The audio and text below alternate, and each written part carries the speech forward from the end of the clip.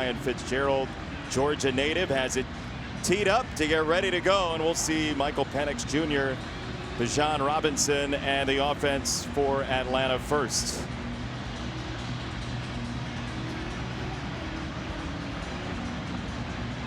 Off we go, week 11 in the NFL from Atlanta. And it's Jamal Agnew on the return for the Falcons across the 30-yard line. And Michael Penix Jr.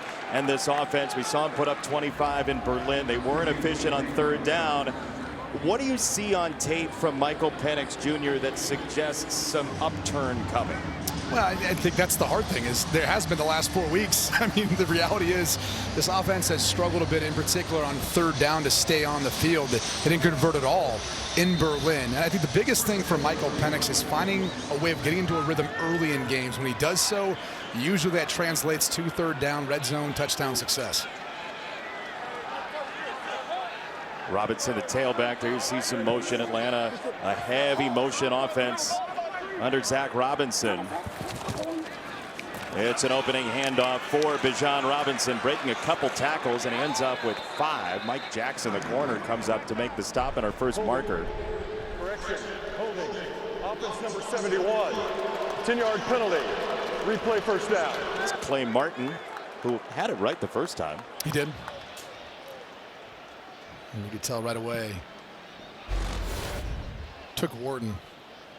It was like, he was holding on to me there. I thought I had a good look at Bijan and couldn't quite get enough of a hand on him, but not the way you want to start off a drive. And I think this has been, though, for Atlanta, one of the issues. Somewhat predictability there. It's an outside zone running play. You're not going to find another team in the NFL that runs as much outside zone as the Atlanta Falcons.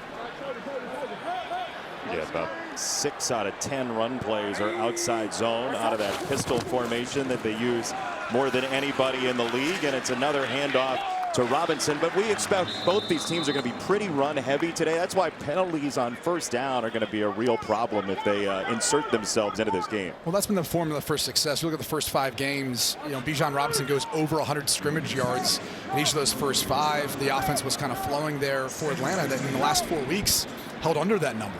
And so, look, when he's one of the most dangerous players, you got to find a way of getting him the football in a variety of ways, and that's going to be the challenge for their offensive coordinator, Zach Robinson, today. Good news is Drake London is in the game. He is starting. You saw on the lineups there without the left guard, Matthew Bergeron, for the 2nd week in a row. Penix off the motion from Sills. He'll throw it down the middle, and a juggle. That ball is loose. It's down on the ground and recovered eventually by Atlanta. Mooney puts it on the deck. So that was a catch and fumble, and it will be 3rd down. And this has been one of the issues with this pass game, is Darnell Mooney, Michael Penix. It's been well documented. That was actually a catch, though. And struggling with some drops and finding that connection. Fortunately, they got back on the football. Carolina rushes 4. Penix wanted to load up. Now he dodges the rush. He turns his eyes upfield and throws to the sideline. That's a tough grab, and Mooney was at the sideline. That is incomplete. Longer developing play, but Mooney stays alive, can't get both feet in. Ball's too far outside.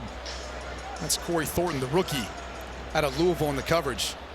We'll see more of him today at the nickel spot for Shaw Smith Wade, and Bradley Pinion will punt this away to the rookie Trevor Etienne. So Carolina very quickly goes 3 and out. Certainly hurt by the penalty. Etienne at the 19 has the sideline and ends up to the 27.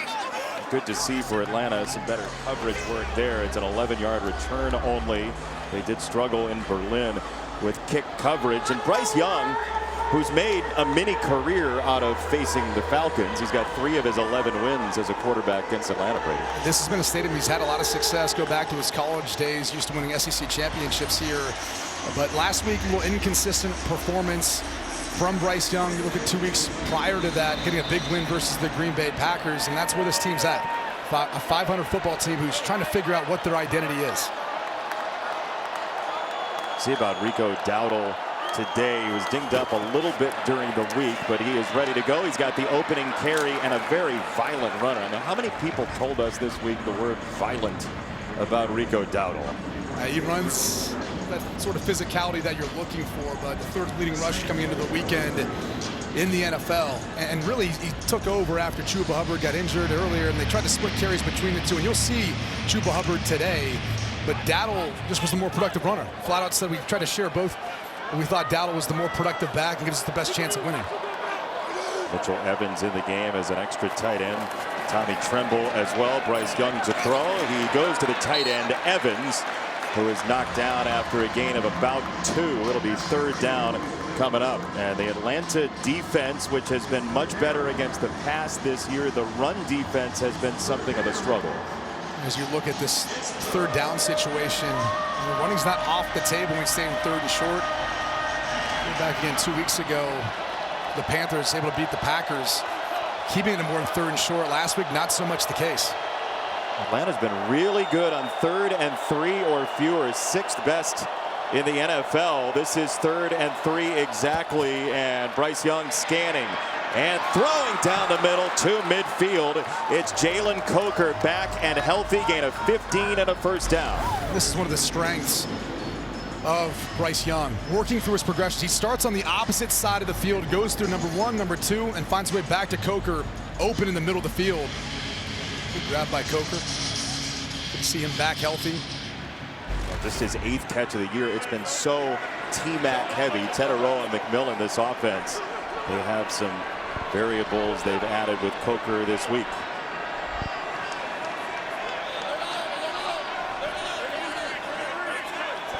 Opening drive for Carolina to midfield. Dowdle gets a yard and a half, if that. Rook Orororo with the stop, the second-year man out of Clemson. How do these offenses make sure to not be predictable, Brady?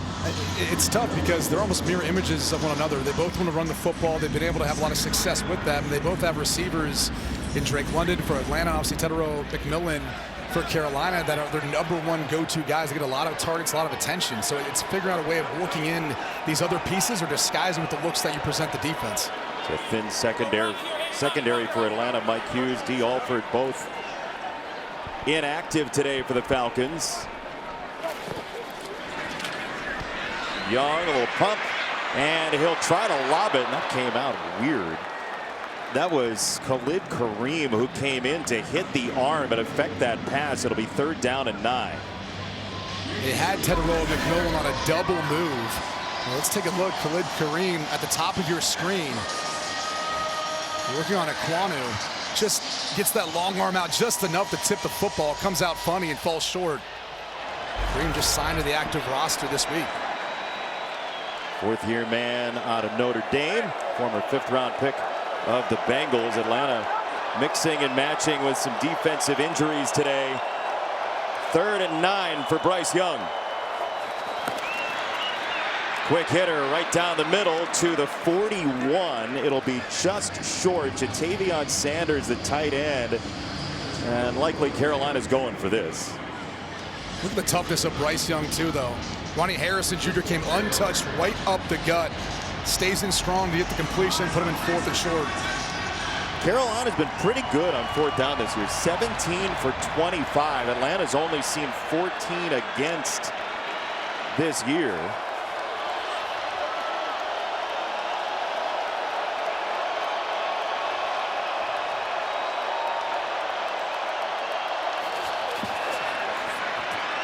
Young giving some ground. He'll sling it over the middle. He's got it, and then some for Xavier Legette. All the way down to the 21 on a 4th down and 1. You got to love the play design, too, on 4th and 2. Drawing the defense one direction, booting back to the other, and everyone drops.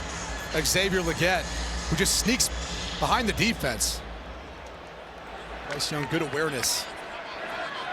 Again, finding that soft spot in the coverage. That's just the 2nd catch the last 3 weeks for Xavier Legette, and a big one there for a Panther 1st down to the edge of the red zone. They're going to throw again. Young to Dowdle out of the backfield. Rico Dowdle is out of bounds after a gain of 2. Caden Ellis the former New Orleans Saint with the stop. 2nd down coming up.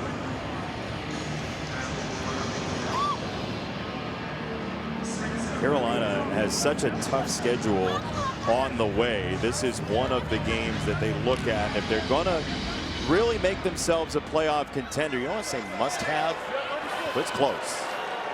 It definitely is for Atlanta. we know as much as that. Yeah. Dowdle hits that hole so hard all the way down to the 15. It'll be 3rd down and 4 coming up. Carolina team, they still have 2 games left with Tampa Bay. At the very end of the year, the win percentage above 560. It's the toughest remaining schedule in the NFL. If you're looking at the number you need to probably make it into the playoffs, even as a wild card team, let's just think about the division. You're going to have to assure yourself of 5 more wins with that schedule the rest of the way. And obviously, all starts here today. McMillan in the slot at the bottom of your screen, part of that trip's closest to the formation. Bryce Young looking that direction. He's got McMillan inside the 5 and a 1st and goal for Carolina, but that's his first target. It's been a more multiple offense so far. Well, and they move him around a bit. In this case, they put him inside all the way in the slot to find the soft spot in the zone coverage to get the conversion. See, all the focus and attention for the Atlanta Falcons defense will be on McMillan, especially in this portion of the field. He's going up against one of the best in the league to do it, in A.J. Terrell.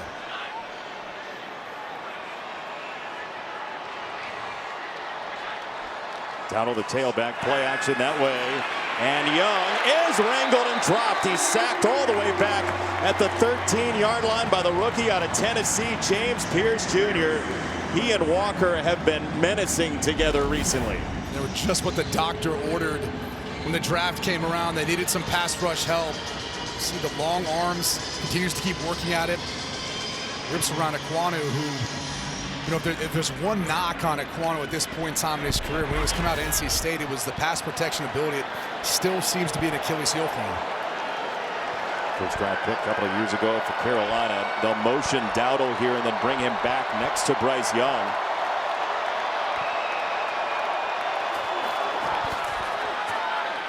Young steps up. Eyes downfield. He'll turn it upfield and end up at the 9. There is a marker in. It's Harrison with the stop. Looks like James Pierce got quite the jump on that. I almost thought they were going to stop the play. But Defense number 27. 5-yard penalty. Still 2nd down. And Bryce Young saw it immediately, climbed the pocket off the snap. And in that case, though, when you got a free play, you'd like to take a shot in the end zone instead of just kind of scrambling up. There's obviously not much from that. It was a great jump, and then it wasn't as great of a jump because he realized it was too great of a jump. Well, and that's going to be a matchup to keep an eye on the rest of the day. Again, Jalen Walker, you mentioned earlier, but James Pierce, both these guys can really get after it. It's one of the reasons why the Falcons are one of the best pass rush teams in the NFL. I know you get choked up by the pass rush. 2nd and goal. Young keeps it, slings it into traffic right at the goal line, and McMillan is in. It's a touchdown, Carolina, into a phone booth. And this is an area where Bryce Young excels. It's almost like a point guard out there on the field. He just has this uncanny ability to kind of see the soft spots in zone coverage. And watch McMillan. Turns around, gets big. Uses that power and strength to get in the end zone, but it's the timing, the accuracy, and obviously, again, McMillan, the connection they've got, finding a way in the end zone. Carolina has the opening touchdown. Fitzgerald to cap off a 12-play drive. And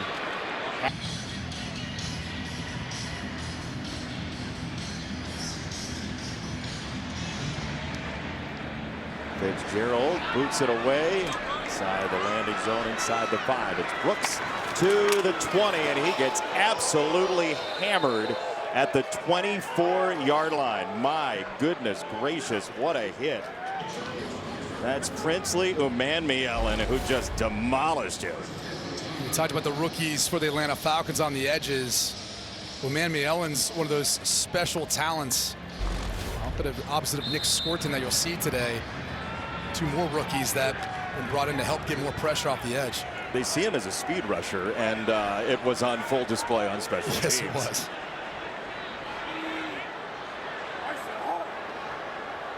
First down for Atlanta. Robinson falls off the play action. Penix down the middle. Drake London. His first grab. He was dealing with a sickness and a back issue. Robinson fell. Everything's all right. It's a first down, Atlanta.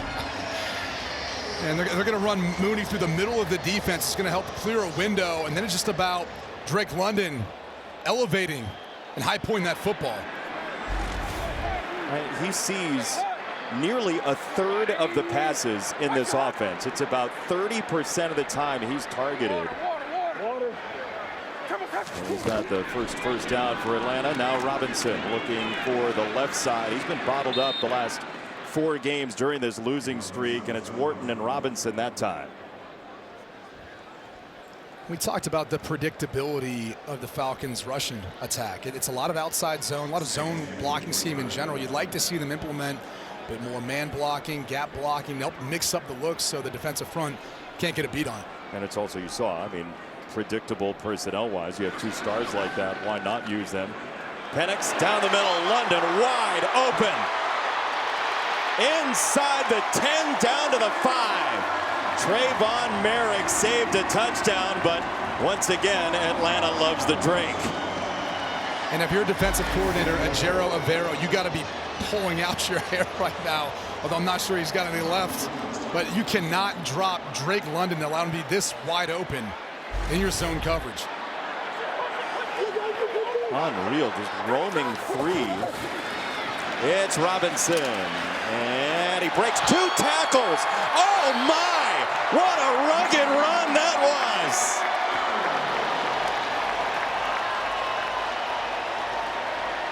Absolutely incredible. During the run, Holt, defense number 99, really is the cloud. We have a touchdown. And it'll stand, and rightfully so.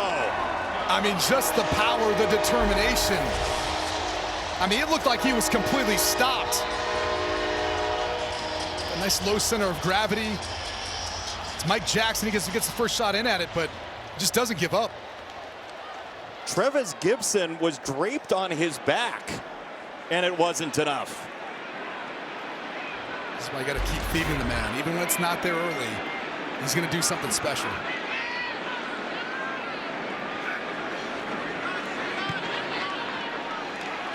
Extra point is there. And these 2 guys the ball, good things are going to happen.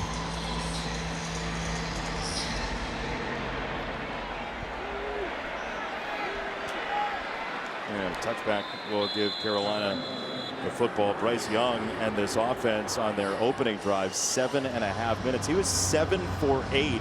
What did you like from the drive from the young quarterback? He's on time and rhythm and really excels at those little, we call them spot routes. When the receiver pushes up, finds that soft spot in the zone coverage and settles down. And they've really found a niche for this. You'll see those throughout the course of the game, first, second down, third down as well. I'd love to see them sort of try to take the top off of a defense a bit more. It's one of the things that's been lacking. It feels like there's a ceiling on this offense, that its ability to push the ball vertically downfield. Just haven't seen a whole lot of deep shots percentage-wise from this offense this year. Young on first down. The play action for Dowdle. He'll go up top, and McMillan once again. He had the touchdown. That's catch number 3. And a first down for Carolina. Lose to Carolina. Some bounce back wins in there as well. Who knows? It's that time of the year, too, where you'd like to be ascending, starting to play your best football. Tucker Kraft injury, yeah, certainly does not help. Pitch it out, ETN. And he gets a yard, and that's all. Ronnie Harrison again with the hit. Second down coming up. Not seen Chuba Hubbard as yet, but we expect to in this game, along with Dowdle and ETN. Harrison in that linebacker room for Atlanta, which has been thinned out pretty substantially this year. Still awaiting the return of Divine Diablo.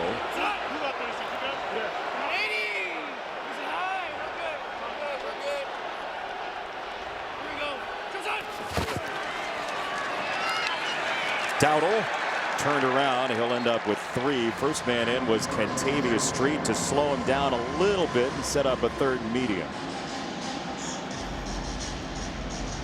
Game number 19 for Street with Atlanta, activated this week as well. A lot of defensive injuries for this team.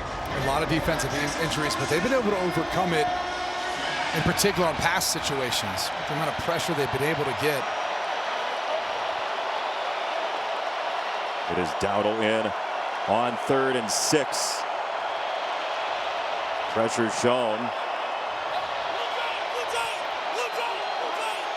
That was Bowman coming up to the line. Bryce Young, a long opportunity to survey it. Pressure coming anyway. It's Bowman. Everybody knew it was going to happen, and he still spikes down Young.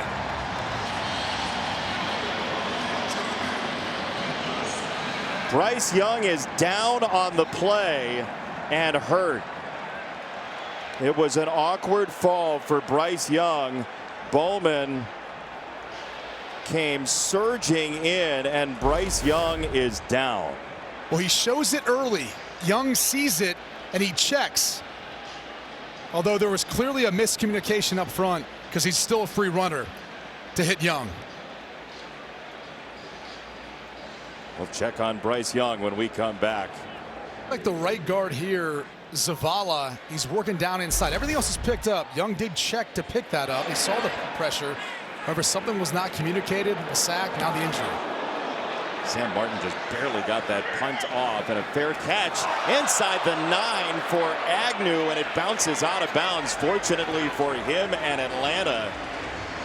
Wow. This thing felt like it was hanging in the air forever, and you do have to wonder, too, with the roof open, it's not very common. They open up here at Mercedes-Benz Stadium. If that happened to play a role in picking up the football and securely catch it. Now, 8% of the stadium feels like they're on Kauai. The other 92% is in comfortable shape. We're in the 8%. Yeah, it's nice in the sun. A little hot. I think the 3-piece suit was a poor choice. Yeah, you might be one piece too many. Not for me to judge. Right, that's right. First down for Atlanta after the muff punt.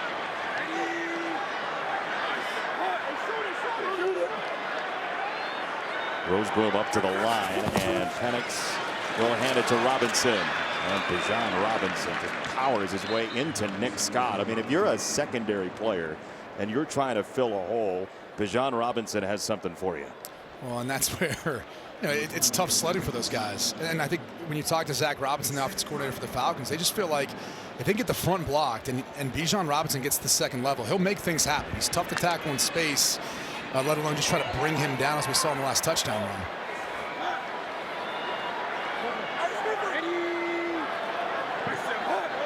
Motion London.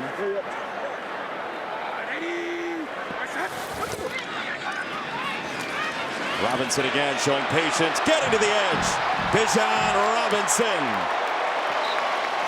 to the 29. And this is just all Bijan Robinson. This play was supposed to design to go to the front side. Instead, he has the vision to see the backside in a huge game. Tied at 7 after 1 in sunny Atlanta. To the other, and that leads to, like, you think that I think that you think that you're going to do. And we've seen both teams adjust so far. We're tied at 7 after a quarter. Robinson, the motion man, and he absolutely surges through the hole. Off the hesitation, it'll be second down and short coming up. Well, that's something that you used to see a lot of last year. Check out number 8, Kyle Pitts, at tight end. Typically last year, they'd be running away from him. But he's improved so much in his run blocking now that he can be at the point of attack, much more balanced, and talk about that cat and mouse game between his two staffs. It's one of the things that has been a tendency breaker for him. Robinson again, pinballing for a first down. I mean, how quickly do you become predictable in this league now, Brady? Well, you're predictable based on your personnel. When you present a defense with a lot of different options that they have to deal with, it's pretty easy then to hide what you're trying to attempt to do or working those different matchups. But you only got a few guys who are pitching in. You really got to make sure your execution is up and you're doing different things to help get those guys the football. London, the motion man. We've only seen Robinson so far. No Algier as yet. Penix coming this way. He's got it for Mooney across the 40. Couple of looks to Mooney early on from Penix. And talking to Zach Robinson, the offensive coordinator, he just said we just got to get him and Mike on the same page. It was a broken collarbone and he was dealing with a hamstring, and they never really feel like Mooney's gotten to a rhythm. They're struggling to develop that chemistry, but they feel like with one breakout game that could really open things up and add another element to this offense. Yeah, only one catch each of the last 3 weeks for Mooney, the former Chicago Bear. Feed Robinson on the cutback, and he'll take his 4 or so. Second down coming up. So if you're Zach Robinson, what's the next horizon for this offense? Well, it's continuing to evolve, and I think you evolve with Michael Penix. You know, he's only got not even a full season of starts yet under his belt, and so your offense is going to go as he goes. And you know, one of the things you see often is Bijan Robinson behind him in the shotgun. That's called pistol, and that's something that they've worked to a lot, purely because of the comfort of Michael Penix playing for them. About half the time they're in that pistol set as Penix unloads for London, who is very close to the line to gain. And there's been some criticism to it, you know, saying that, hey, that's more of a college-style system or offense to put the running back that far back. But they do feel like they want to feed to the confidence of Michael Penix what he feels comfortable doing, and they built their offense out of it. And it actually helps in some of the outside zone running, getting the ball into Bijan Robinson's hands sooner. See if it's Robinson here on 3rd and 1.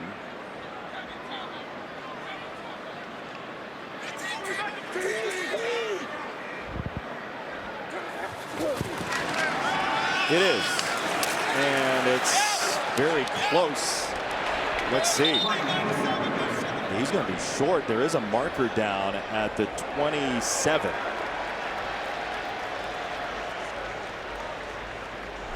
During the run, holding, defense number 97, 5-yard penalty, automatic first down. That's the second holding against the Panthers defensive line today.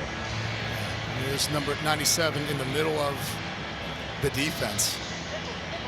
And you really try to create a seam for your linebacker. Right there, number 53, Claudin Sherrillis. You're trying to allow him to be able to be a free runner to get through and get the stop, but instead, he's getting called for holding. Sherrillis in for the injured Trevin Wallace today, which shifts the linebacker room for Carolina. Now 2 backs, Robinson and Algier. We expected to see a little bit more of that today, and it's Robinson out of the backfield, swinging wide to him, and Bijan Robinson breaking tackles again into Roseboom, their leading tackler first. But that's another dimension and another tentacle here for the Atlanta offense. And that's a credit to Tyler Algier and how they feel about him, you know, wanting to get both backs on the field, even though Bijan is the back they're highlighting. They feel like they're too good to have one sitting on the sideline as Bijan Robinson takes a break. Algier has been such a touchdown maker, the former BYU linebacker for a time.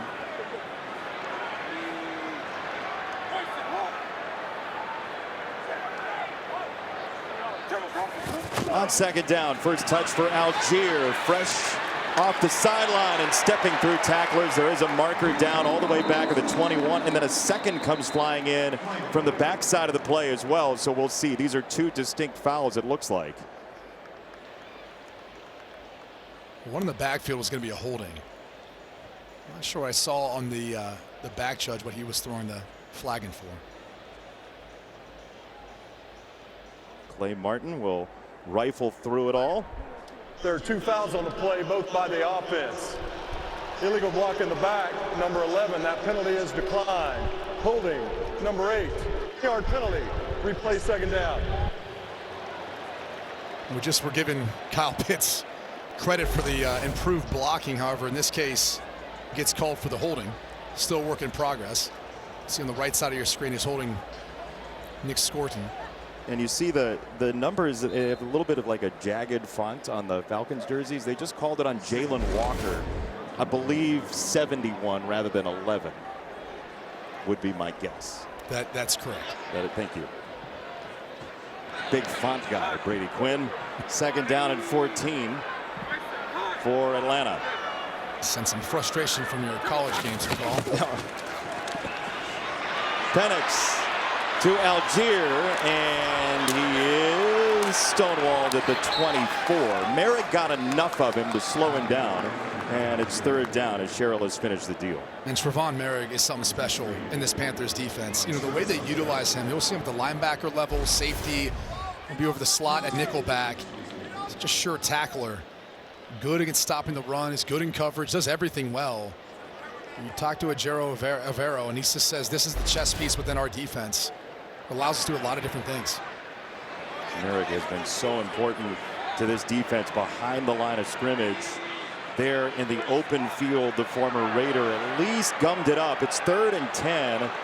10th play of the drive for Atlanta.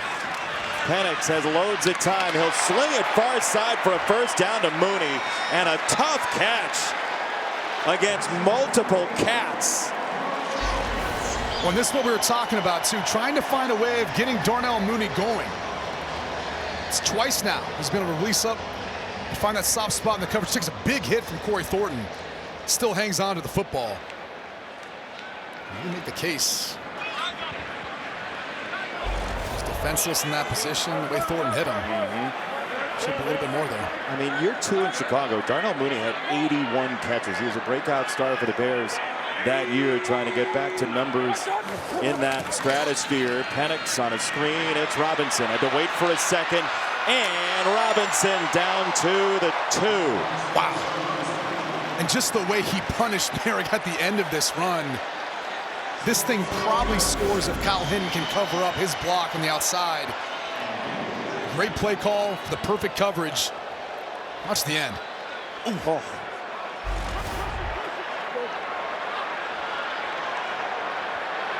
After that symbol crash, 1st and goal, Atlanta. They'll feed him down to the 1. And that's all Turk Wharton, Derek Brown. Carolina Panthers defense bowing up on that play.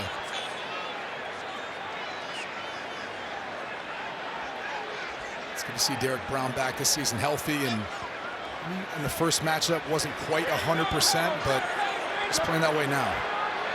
Grew up a Falcons fan. Atlanta here goes to Robinson, and an easy touchdown for the powerhouse Bijan Robinson.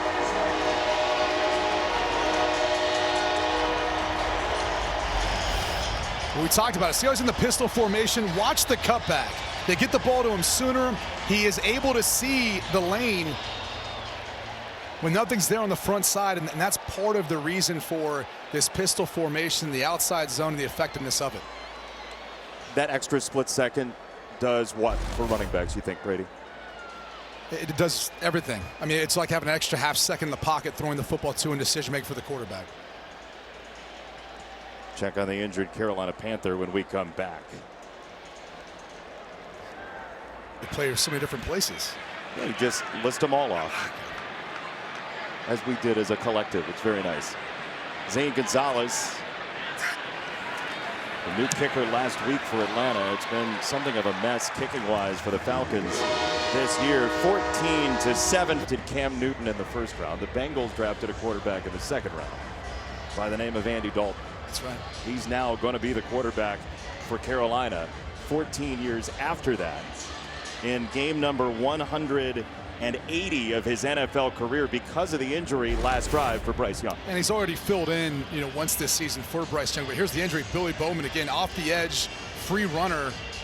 Hard to tell. Don't want to speculate what the injury is, but Young left the field, went in the tunnel. He's questionable to return at this point. Now he's back out. Boy, he's now 100% to be on the sideline, but questionable. I see what you're saying. Questionable comeback into the game, and he is such a huge part of this Carolina offense. This goes rolling through the end zone, and let's see. Bryce Young has some hop in his step. He's coming back into this game. Well, the telltale sign was Andy Dalton, who had his helmet on. He goes over, takes it off, and high fives a couple guys. So I'm not sure if he was relieved he doesn't have to go back in, or if he's... How about that? Andy Dalton in year number 15 will have to watch the drive on the side. But look, he wants Bryce Young for the team's sake, of course, to play. Well, and he filled in earlier this season when Bryce was dealing with an ankle injury, and quite frankly, he's been dealing with some little minor things throughout the course of the season. So Bryce Young is back, and Carolina has it from the 20. In and checking at the line.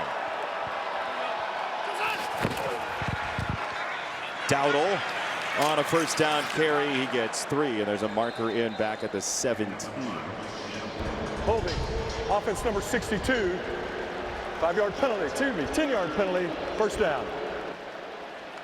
Say Carolina was excited about that holding call. Yeah, we have to take your first answer, is what they were saying. You're going to see Zavala at right guard. Talked about it the last series when Young was the free runner and got hit. Probably needed to pick up Bowman. In that case, just getting his hands to the outside. Gets caught with holding. Good to see Bryce Young back in this game for Carolina off that fall. 8 different offensive line starting combinations this season, though, for Carolina. It's been a bit of musical chairs. Play clock down to 3. They got to go here. He wants the ball, and they didn't get it off. I mean, he was hammering his hands together, clapping for the snap, and he never got it in time. Offense number 17. 5-yard penalty. First down. It's on Leggett on the false start. And they give you every benefit of the doubt of that last second to snap the football. And there is a bit of a delay between the play clock and the leeway you're given, but in that case, it's called on Leggett.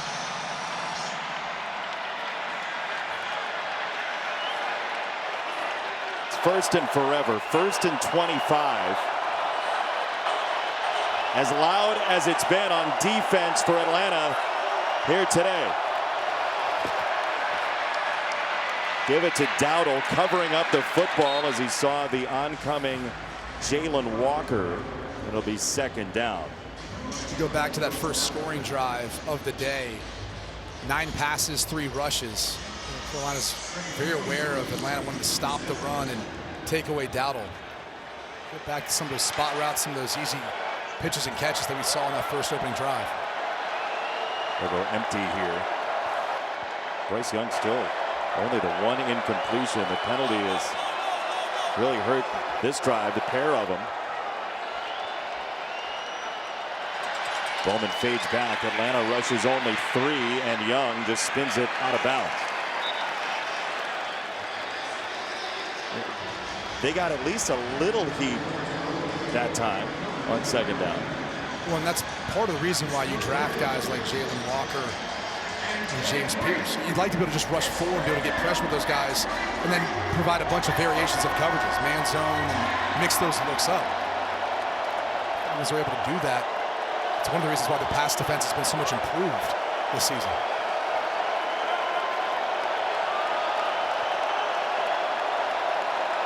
Biggest improvement in pass yards allowed in the NFL. Drop it off for Sanders, the tight end, with a hurdle. That gets submarined by Bowman, who's had a whale of a first half for Atlanta. Kobe Bryant, too, just got activated and brought up as well. The rookie out of Kansas. Just trying to add yards onto the punt at this point. Bryant's in there first, Bowman as well. Everyone's swarming to the football. Kobe Bryant is a ball of energy. Having seen him at Kansas, he is thrilled to be on the field finally. The rookie for Atlanta. Martin to punt from the end zone. He does get it away. Agnew, who muffed the previous one, watches this roll out of bounds, and Atlanta will have the ball not far away from midfield when we come back. Bryce Young back. The Panthers love the whole team dynamic of it. Dad, a tremendous player in the trenches in the NFL for a decade, now coaching at Utah. And the Falcons offense has it. And Robinson once again. He has been a dynamo today. It's 11 on a first down carry to move the sticks. Drake London gets a lot of credit for what he is as a wide receiver catching the football. It's the little things to me, though. He was at the point of attack here on the front side blocking Trayvon Merrick. And it helps allow Robinson, again, to get to the second level, and that's where he becomes special. Just 84 on the ground last week for Bijan Robinson, who, again, early in the year was mammoth for this offense. Teams have been loading the box more against him. Under 5 to go in this first half for the Falcons. Right back there, right up the zipper, and he's got 4 to set up second down. Why change it? I mean, if you go back to the struggles of the Falcons on third down, a lot of it's been that they've been third and long. And that really comes back to lack of success on first and second down, staying off track. 29%, 29th, I should say, in the NFL this year, 33% on third down. Last 3 weeks, though, they're like 1 for every 10 on third down. 2nd and 6.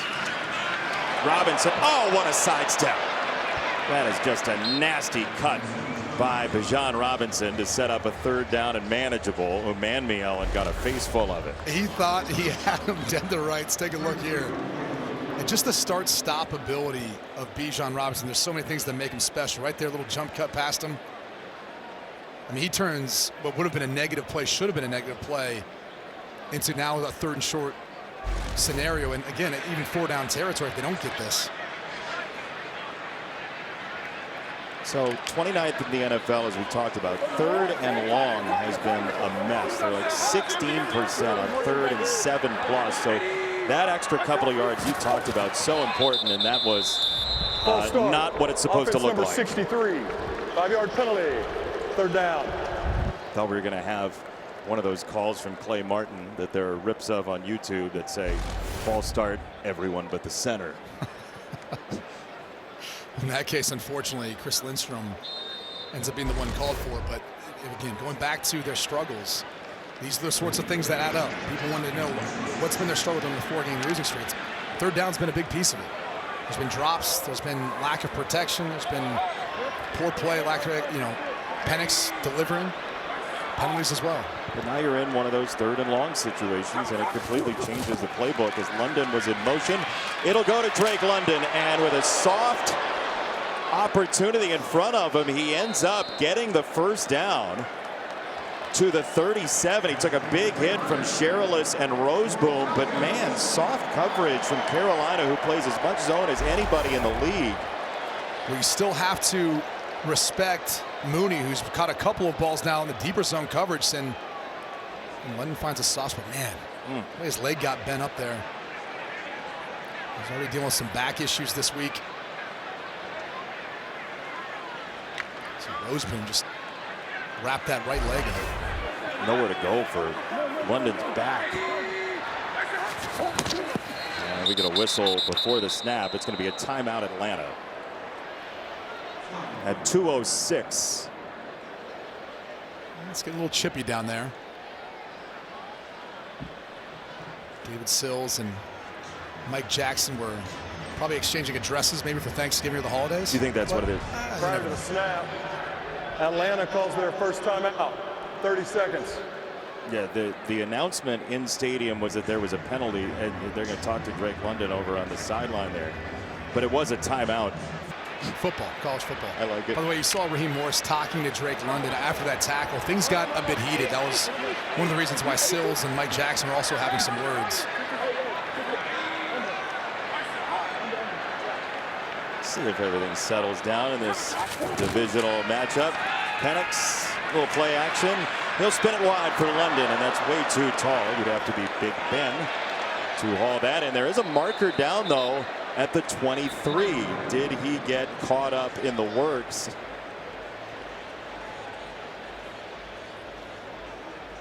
And that's a throw, by the way, if you're Penix. You've got to hit. You had London, you had Sills coming across. Hands to the face. Defense number 7. 5-yard penalty. Automatic first down. They get married. But unfortunately got bailed out if you're a Falcons fan. So we'll take another look. Merrick's going to grab. Let's see. And this is, again, there's fighting after the whistle and there's fighting during the whistle. And that's one of those you wonder if the emotions of In the tackle a couple plays ago, Sills and Mike Jackson getting into it. Obviously, things are heated, divisional opponents. Both these teams know what's on the line. Neither can afford to lose, given their current record. Atlanta 3-6, Carolina 5-5, second place in the NFC South. They'll go Robinson before the 2-minute warning, and he skates through the hole. He sees it so well. Man, oh man, it's a gain of 8, and he wanted to go all the way. Good game. That's Derek Brown. Watch the double team from Newsel and Lindstrom. Usually you climb up to one of those linebackers, but instead, just continue to keep pushing, allowing Bijan to find the cutback, but he's always getting double teamed, getting a lot of attention, especially as well as he's played. There's not many defensive tackles that are as productive as Derek Brown is. He's a tackling machine. And batting passes as well at the line. His hands are great. He told us earlier this week his first jersey ever was a Mike Vick jersey. Yeah. Although he told us not to let that get out, so we're in trouble with Derek Brown now, Jason. Oh boy, you hate to see it. 2nd down and 2. I missed that part of the conversation. Penix to throw, and London somehow reels it in with a marker flying as well.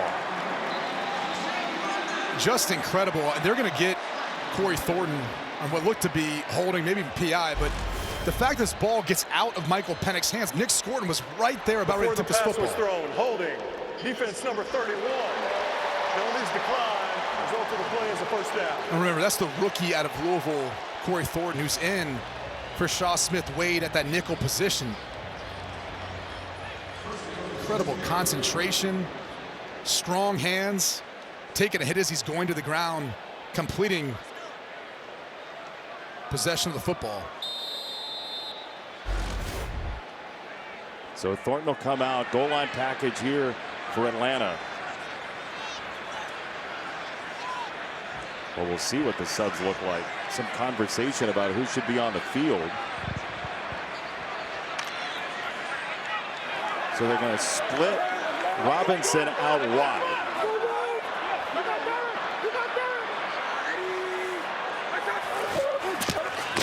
Penix, first down roll, going to his right. The lefty has to fade back and toss it out of bounds. It'll be 2nd and goal. Robinson and Wharton provided the pressure almost immediately, and there is a marker down in the end zone as well. Before the pass was thrown, holding, defense number 8. After distance to the goal, automatic first down. This is the 2nd least penalized defense in the NFL coming into today, Carolina. A lot of laundry, though, so far this first half. That last play with Charlie Gordon in the backfield, the tight end. You figure it's not going to be a run. It's London working against Horn. I'll be honest, I've seen worse. Yeah, that was... What are you going to do at the goal line? Algier, the tailback. Algier seeking the end zone, and he bowling balls in for the touchdown. Robinson has 2, Algier has 1. This is a fired up football team, knowing that they could have had a win last week in Berlin. They let that game get away, and they're taking today's game so far. All the physicality of this rushing attack, Bijan Robinson, Tyler Algier, the entire offensive line. The push that they're getting on the right-hand side, and got one man to beat. Algier's able to run through the tackle at the end of Derek Brown.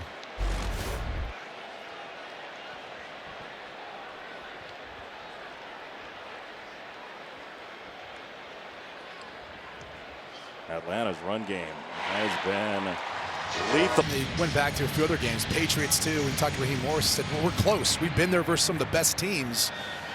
Still a pretty young team. Got to figure out a way of finishing some of these games. ETN on the return, and he is knocked down by Harrison at the 32 as we check in with Kurt Menefee to see what's coming. Bay at the top of the NFC South by a game and a half against Carolina. 9 for 11 for Bryce Young, 84 yards. Going to have to throw it here, you'd imagine. 3 timeouts, minute 35. Young down the middle, McMillan. Great catch into space. Tataroa McMillan, the rookie out of Arizona. Long strides to the 30-yard line. Just talking in the break, this is exactly what the Carolina Panthers offense needed. Some spark, some sort of big play down the field. You see the play action. Sucks up everyone on the second level. And there's that window. McMillan does the rest. So good getting yards after the catch. Talking to the defensive staff here in Atlanta, he said, he's warranted the respect. There's going to be times where you match up A.J. Terrell on him because he's accomplished enough as a rookie. It's a 39-yard catch. So fluid in the open field. McMillan, first down, Carolina. They'll feed Hubbard this time, and Chuba Hubbard smashes across the 25. I'll tell you one element, too, is Bryce Young tells the team to huddle. They're going to take their time and try to double up here before halftime, but the ankle injury, you can tell Bryce Young's walking very gingerly on it. And you go back to the previous match between these two teams, had a rushing touchdown on that one, utilized his legs a number of times to scramble and create plays. This is that area of the field, too, where Bryce becomes dangerous in that way. I wonder with the injury, how effective he can be running the football and taking off. Yeah, we haven't seen much of it since then. Flip it out to Hubbard on the catch and run. Chuba Hubbard tight-roping inside the 20. Ushered out by Jesse Bates, the safety for Atlanta. It's a gain of 7. You got Tataroa McMillan at the bottom of your screen. He's going to run off A.J. Terrell. This is all about inviting the pressure and the rush upfield and allowing Chuba Hubbard to be open in space. Then Rico Dowdle shows up and has those big 2 weeks with Chuba Hubbard out. He took over the lion's share of the carries, but now Hubbard on this big drive for Carolina before the end of the half. And the Panthers, remember, do see the ball first after halftime.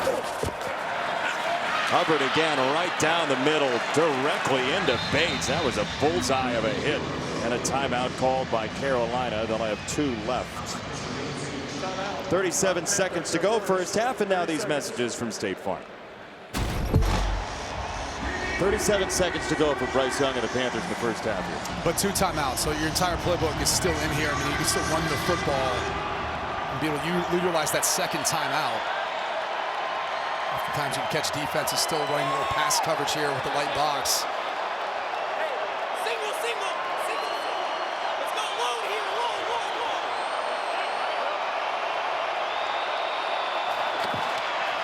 Young for Hubbard, and a drop. Nearly on the pinball. Billy Bowman had a chance to get his mitts on it. The Falcons still trying to return the favor from their earlier matchup. Pick 6 in that one. Shaw Smith-Wade, that was a shorter field in front of him from 11 yards away, but Bowman's like, man. No one's touching him if he picks that one up.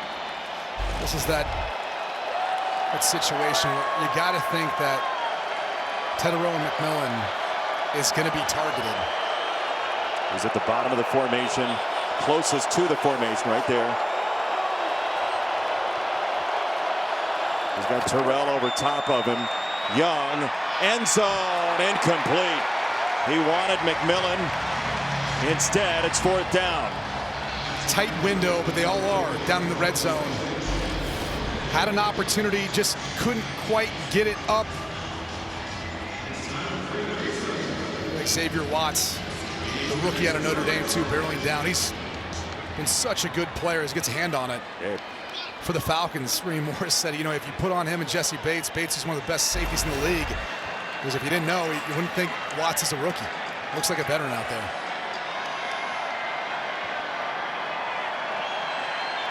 Couple interceptions his first 4 weeks in the NFL as Fitzgerald from 29 knocks it through, and Carolina's within 11. Falcons have 2 timeouts. We'll see if they try when we come back. Category in college. See what they do with 25 seconds. Part of it will be decided by this return. Fitzgerald kicks it away. And on the return, Natron Brooks to the 29. 19 seconds to go first half. You're up 11. And coming up on the Verizon halftime, we'll have some first half highlights from here. Bears Vikings as well. A big one in the NFC North. Kurt, Howie, Michael, and Charles coming up. With 2 timeouts, plenty of time to attack the middle of the field and try to get a chunk here.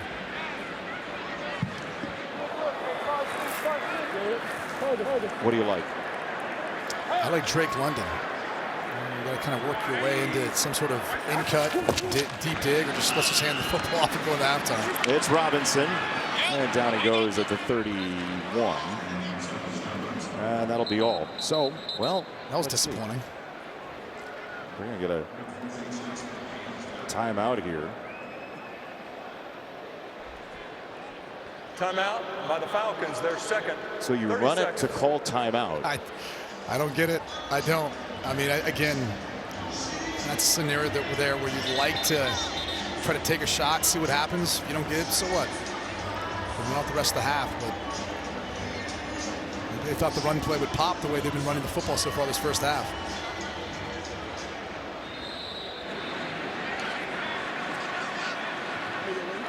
All right, see what they do on second down. And we got a whistle before second down. Timeout. Carolina's going to use a timeout. Okay. Talked about that cat and mouse game between these two staffs. Very familiar with one another as divisional opponents, but also going back through their coaching trees and time spent with one another. Dave Canales calls a timeout. I did not expect both teams to have called a timeout within the last 20 seconds of the first half. Gotta say. They don't roll over, Jason. So you might as well use them if you got them, right? But you can't trade them in for a teddy bear or something, right? If you have extras, they're not like tickets at the arcade. I just hope this next play is very exciting. You and a couple million people watching. It's a run. They got the jersey. Robinson's not down. He breaks a tackle, gets to the outside and breaks it down. And that is how the first half ends. Exciting. It was exciting. What do you have to see for this team to try to get back over 500?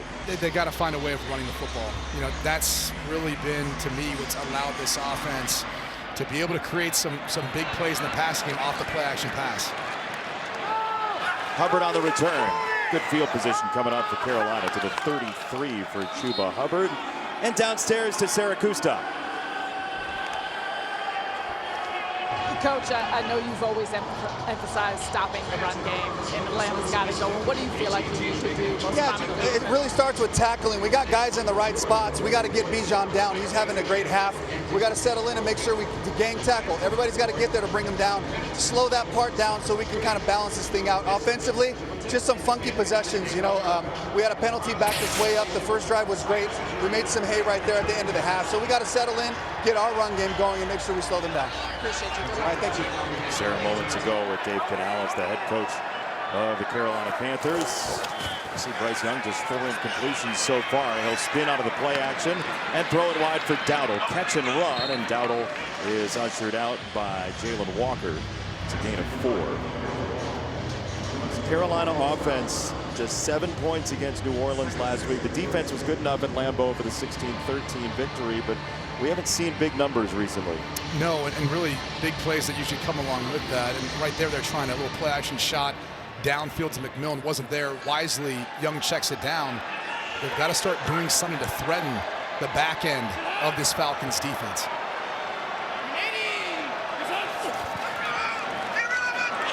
Good play fake. Got it away. It's Coker. And Coker, who was a motion man, directly into Terrell. He stays standing. And he delivers a hit at the end of this, however, just short of the first down yard markers. 2 plays in a row now. Carolina Panthers trying to protect Bryce Young a bit, some with protection, but also trying to move him outside the pocket. Again, the ankle injury from the first half. You wonder how healthy he is, how mobile he is. They go under center here. It's 3rd and 1. They're 2 for 6 today on 3rd down. Straight ahead, Dowdle collapses forward, and he does have the first down. He and Harrison were jousting there, and Dowdle wins by a yard.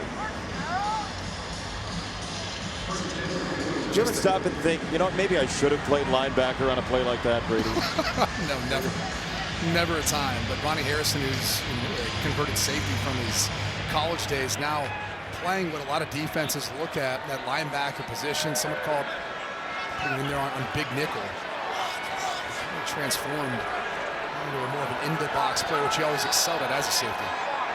See Jimmy Horn Jr. into the ball game in motion there. He's been sort of a gadget play guy. Play action, Dowdle with a nice pickup of the blitz.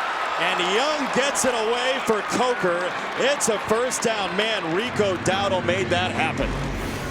Dowdle with a great pickup. It's a downfield shot we've been asking for, and I really think the Panthers need. Jimmy Horn could have went that direction too, but this thing's designed for Coker. Working across the field on Natron Brooks. This is Brooks' first start. With Mike Hughes out, D. Alford out. Second-year player out of Southern Miss gets picked on. Game number 19 for him. That first start, as you see, Tremble in the backfield along with Dowdle on a first down from the 36. Clean pocket for Young. Another deep shot down the left side. He drops it in for Lee Gett. Brilliant throw from Bryce Young. And what a response by the Panthers to come out on their opening drive. Started the game this way, starting the half this way. Working against who? Natron Brooks. Lee Gett's third touchdown reception of the season. Boy, the Panthers would love to get him going, along with McMillan. You mentioned the deep shots, right? Deep balls 20+ in the air. The Panthers were bottom 5 in the league coming into this week. We didn't see much of it in the first half. They're going for 2 here.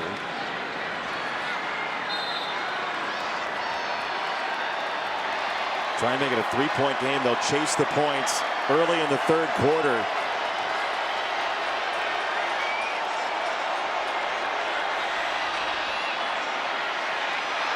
Young is hit and dropped by Pierce. Relentless. So they're matching A.J. Terrell up against him.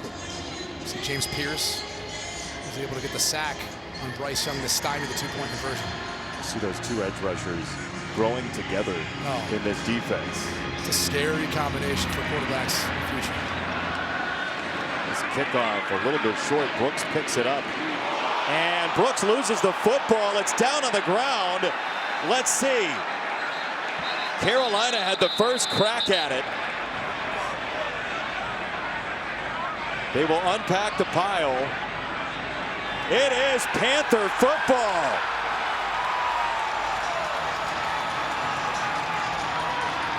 Carolina and Umanmielen come away with the football.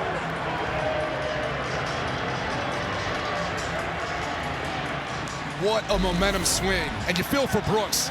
Bad sequence of plays. Had a hard time getting the kickoff initially. They're just carrying it too loose. Look how far the ball is away from his body. He tries to tuck it there, but... It was Bam Martin Scott who ripped it away, the rookie out of South Carolina, the undrafted free agent who has been a special teams maven for Carolina. Man, special teams the past couple of weeks for the Falcons. The fumble and recovery by Carolina has been confirmed. Please set the game clock to 12:01. 12:01. First and 10 for Carolina. Umanmielen didn't have to do much for that. That thing squirted out right there in front of him. Early Christmas gift. I mean, we're only, what, 40 shopping days? Well, you're probably starting to play Christmas music, aren't you? You're one of those guys before Thanksgiving? I don't know what your read on me is, but that's a 180. Tell the audience I'm wrong. First down for Carolina. Tremble in motion. It's Young rolling to the right, throwing to the right, and he goes for Lee Gett, who actually wasn't touched down initially, and he tried to turn it back upfield. So Xavier Lee Gett, a couple of targets in a row. There's a theme now too. Kobe Bryant is in at cornerback, number 37 for Natron Brooks. And they're going to pick on whoever's opposite of A.J. Terrell, and that's life in the NFL. You've got a lockdown corner on one side, you're going to see a lot of action on the other side. You stand up to the task, and if not, Raheem Morris and his staff might want to start thinking about giving some safety help on that side. Motion from Leggett. It's a toss, and it's Dowdle.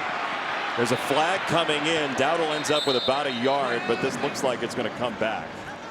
Holding, offense number 18. 10-yard penalty. Replay second down. It's Coker, the receiver, on the outside. Like he was working on the edge. You know, the defense is trying to protect the edge, and it's Arnold Ebiketie. It's a tough block for Coker to make. It's a tall task for a wide receiver on a guy who's, we're going to label as a linebacker. He's really a defensive end in today's game now. 6'2", 250 against 6'3", 213. Coker's no slouch, but there's some size differential there. So 2nd and 15 for Carolina. Now you're just trying to get half back. Put yourself in a decent 3rd down position. Also helping to add yards to a potential field goal try. They have McMillan and Leggett on the same side along with Coker up top.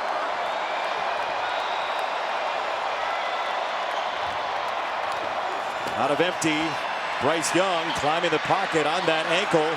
He drops it off over the middle and has a wide open Leggett, who just grazes free for the 1st down and more. And if you're a Falcons fan, this is flashes of what you saw in Berlin last week, giving up on 3rd and long. But take a look at Bryce Young in the pocket. He's got that right ankle taped up. Gets outside. He just kind of flicks the ball to Leggett. Nifty little play. Bryce Young's really made an act of that throughout the course of his career as a quarterback. You said point guard earlier, and that's another look at somebody who's kind of like a basketball distributor. Carolina off the turnover, trying to take the lead. Dowdle, a little hesitation, and he's slammed down at the 13. 2nd down for Carolina coming up, and this is a huge game, pivotal game for the Panthers at 5-5. Tampa Bay's in a real fight with Buffalo right now. There's a chance maybe to pick up a game to close to within a half game in the NFC South for Carolina. There's so many divisional games left for both these teams the rest of the way in the NFC South. And right back there, Dowdle puts his hand in the ground, and they'll take 3 and 4 yards to set up 3rd and manageable.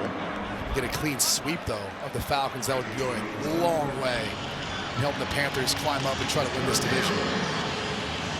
They had the knockout punch on Atlanta last year, final week of the regular season, to push Atlanta to a 7th straight losing season at 8-9. Falcons still have some hope here that likely have to win today. 3rd and 4, Carolina. McMillan and Terrell together again to the top of the screen. Terrell backs off. Young throws this way. He's got it for the tight end, Jatavion Sanders, who's stacked up and short of the line to gain, and now a decision for Dave Canales. You got Jatavion Sanders working against Kobe Bryant. We talked about that substitution. Potential push-off here, though. Watch the top of this. Yep. Hard to tell as he leaves the screen, but usually 2 hands extending the arm will draw OPI. Very fortunate, and it wasn't the case. Jatavion Sanders.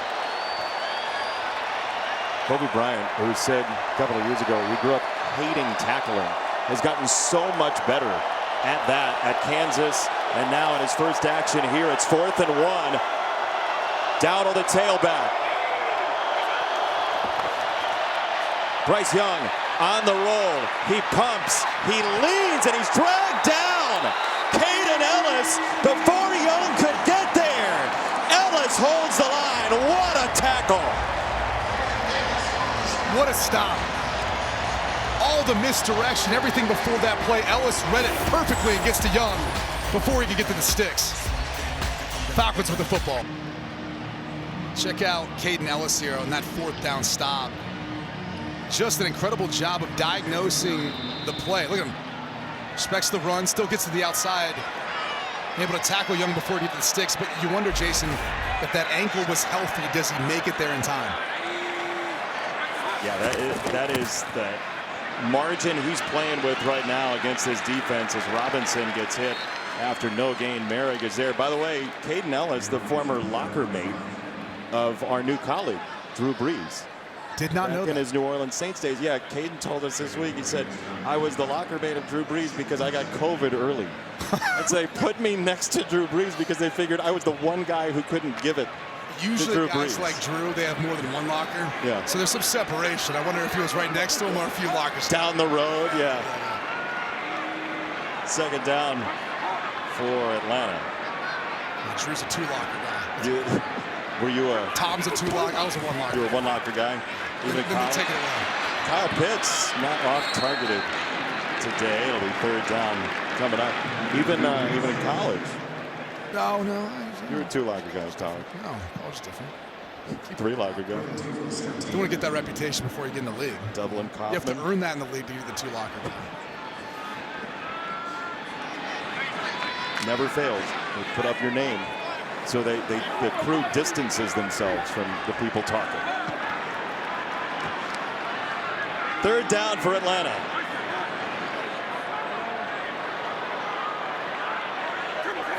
Mooney in motion. Tough snap to handle for Penix. Fading back, got it to London anyway. Nice work by Michael Penix Jr. Merrick on the coverage, but it is first down Falcons. It was all about the placement. So he put this ball in a spot where Drake London could run to it. Even though he was under duress, it wasn't a perfect pocket. The shotgun snap wasn't perfect either. That is huge for the Falcons, who obviously had a big momentum change with the Ellis stop on fourth down. Now it's getting some first downs, getting some momentum back. And Drake London, who has the most games with 100+ yards and a touchdown in the NFL, has the first half of it here in the third quarter. Play action, Penix turns upfield. Michael Penix Jr. on the run, showing the wheels, and out of bounds after 9.5. Scorton took him to the paint. But how about that dimension from Penix? And this is one of the elements that you heard Raheem Morris talk about during the week. They'd like to see Michael Penix take off more and make some plays with his legs. He's one of the best athletes out there once he gets outside the pocket. Early in his career at Indiana, he was much more of a dual threat quarterback. It wasn't until he transferred to Washington, really converted into a lethal pocket passer. Robinson, so tough to tackle. Another marker comes flying in. This would be the fifth accepted penalty. 63. 10-yard penalty. Replay second down. Against Atlanta. Lindstrom was a question mark to play with the foot injury. The captain on this offensive line with his second penalty. Let's take another look. And you can see that right hand up in the collar of A'Shawn Robinson, who's in his 10th year. Robinson still playing at a really high level.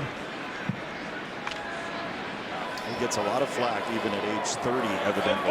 That's right. From his teammates. Those old heads. I think they call him Unk in the locker room. Yeah. Are you chronically online? Did we just learn that? Second down and 11. Robinson in motion. Algier, the tailback. Penix will sling it this way. Incomplete. He wanted Mooney. And it's third down. Coverage from Mike Jackson, the fifth-year man out of Miami. Looks like Jackson got just enough in the way of Mooney on this pass to catch it. But this is a ball that Mooney's got to come down with. Plus some of the struggles in this offense. Michael Penix takes a lot of fault, maybe too much fault for how things have been going. He's hard on himself. He's going to step up out around him. Late substitution for Carolina. Penix only 2 incompletions all day long. He's 13 of 15. Switch in a couple of defensive backs and pressure coming. Blitz from Carolina. Penix just has to spike it into the ground. And let's see if a marker comes in on the hit. Trayvon Merrick was in there. And it is fourth down coming up. Penix saw those walls collapse very quickly. And he's getting up gimpy with that left knee, and he's been battling through. And now he's down. Penix was trying to get off the field, but Merrick hit him hard. Penix started to walk off as he detailed Brady. So both quarterbacks have gone down in this game. Penix injured before fourth down. We go back to the week 3 matchup between these teams. Talking to staff, said, you know, Michael had dinged up his knee then. really didn't feel like he was feeling 100% for a couple of weeks after the fact. And another one of those causes you talk about, this offense not finding enough flow throughout the course of the season and struggling a bit. Maybe a little bit of a factor as well. And he's got an extensive injury history dating back to his days in college. It's good to see him up walking off the field. But he is walking off pretty slowly. With old Danny Long, by the way. That was my old trainer there with the Cleveland Browns. Is that right? Yeah. Pinion to punt to ETN. Carolina hoping for some good field position, some movement at the line. It's 4th and 11, so there's no first down available, but you might see 5 extra yards to work with for Pinion. Neutral zone infraction. Defense number 33. 5-yard penalty. Remains 4th down. Carolina came into today with only 4 offside or neutral zone infraction penalties all year, and then they get one on punt return. Well, Mukuamu is new to the roster. He just got brought up from the practice squad. Physical specimen, still trying to kind of find his way onto the field on defense, but his core special teams players, just a lot of natural ability.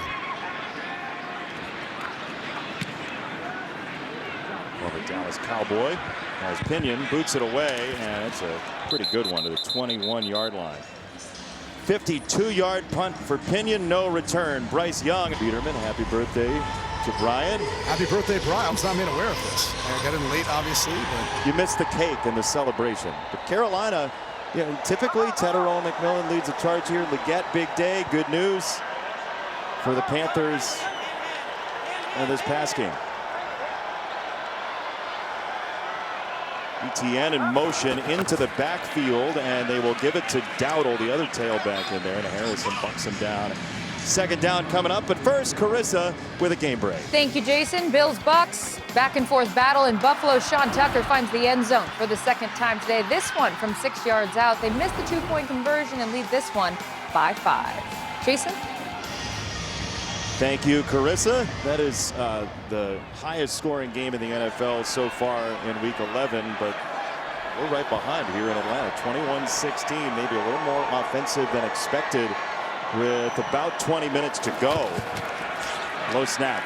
Young for Dowdle. He has to reach out to get it and then turn and burn.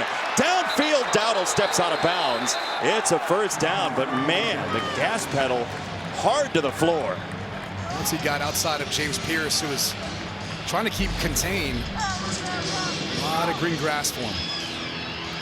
And these are the sorts of easy completions and plays that Bryce Young is so good making. Taking care of the football, working through the progression to find, at times, his 3rd and 4th option. Rico Dowdle looks pretty healthy. He was on the injury report with a quad issue early in the week. Young just has to roll it onto the ground because everybody in Atlanta black was coming. Billy Bowman has lived in the Panthers' offensive backfield. I'll tell you what, he is a player. If there's a guy who pops on film, it's number 33. Just has a natural knack for diagnosing screens, play action, run plays, and finds his way to the football. Pretty good hands, too. He had 11 picks in his time at Oklahoma. He had the first turnover for the Falcons defense this year in week 2.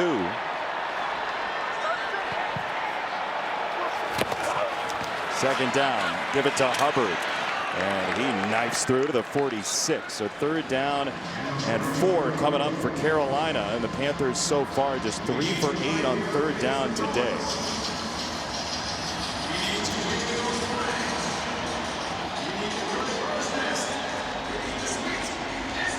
Big moment for Bryce Young, who went out early. Looked like he was going to miss a series. Came jogging out of the tunnel, put his helmet back on. And he's got a 3rd down and 4 staring at him. Hubbard and ETN together in the backfield. ETN in orbit around, on motion himself. This throw to the far side, McMillan coming back for it, and a Carolina 1st down. It's a gain of 9. They had to have 4.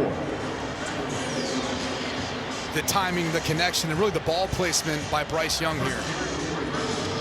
It's just the spot where really A.J. Terrell can't get to it. McMillan, just a rookie, but talk about his strengths. His route running Looks more like a veteran. They're going real big here. They bring in Evans and Tremble, a couple of extra tight ends. Play action off of that. Young sets, fires. He's got it to Evans, who just came in as an extra tight end down to the 20-yard line. When you bring in 3 tight ends, everyone thinks you're trying to run the football on first down. Meanwhile, you throw to a guy least suspecting to get the ball, the rookie out of Notre Dame, Mitchell Evans. It's a big target, 6'5", almost 260 pounds. We saw him part of that pass game in the college football playoff title game last year with a handful of catches. Nice dimension for the Panthers. Dowdle this time running right.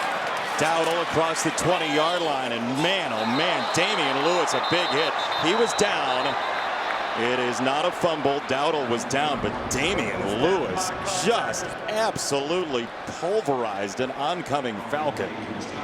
Yeah, that's every bit of 6'2", 330, pulling around all the way to the outside. And this is tough sledding if you're Natron Brooks. Poor guy. It was loud real time, wasn't it? They're throwing at him, they're running at him, they're pulling left guards at the guy. Life comes at you fast, as the kids used to say.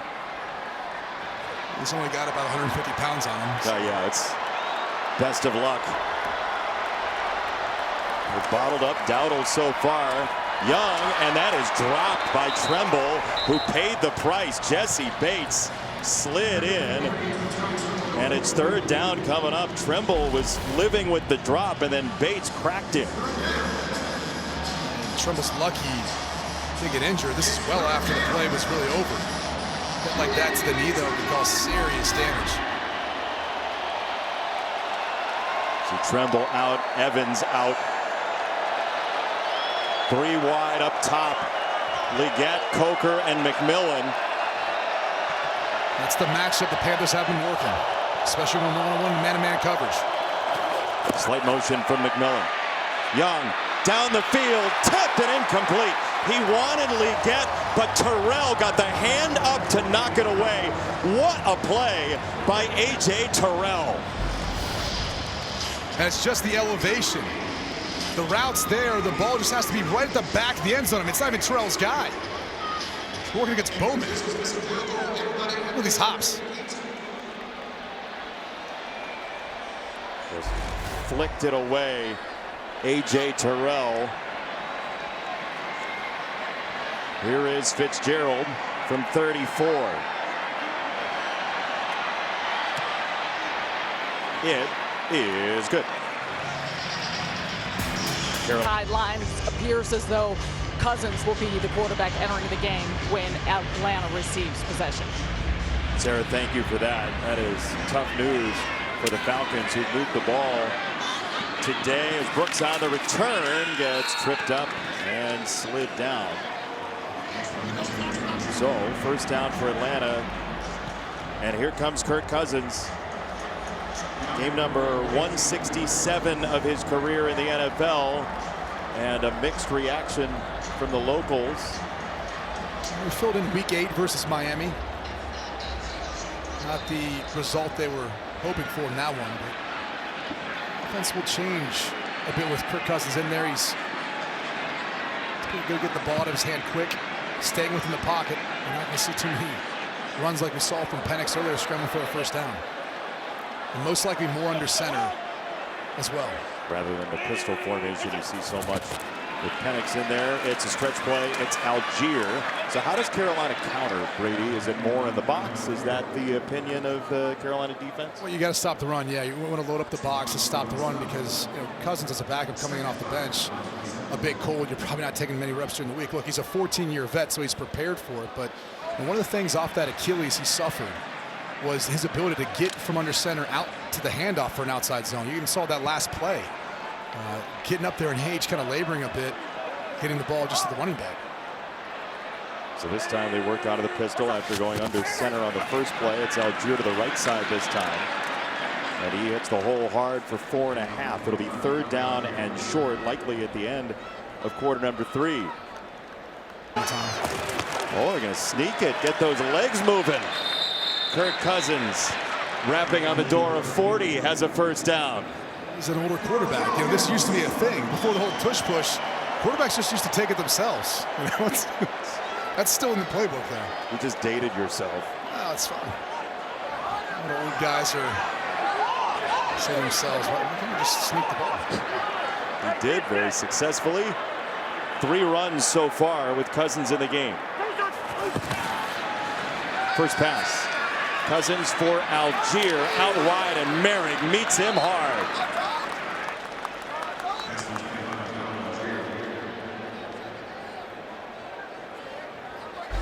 Let's take another look at that hit from Merrick. Such a good open field tackler. Algier is tough to bring down, but we'll wrap up, get him down to the ground. One of the biggest differences you'll see is the downfield passing game. Penix has such a strong arm. I wonder if Cousins and Zach Robinson feel comfortable with him going downfield, just coming into the game like this. We got a quarter to play with. You have the lead. Cousins, short set, got it away. That's Pitts, the tight end, right at the stick. It looks like he might be a quarter of a yard short. Just a simple slant route.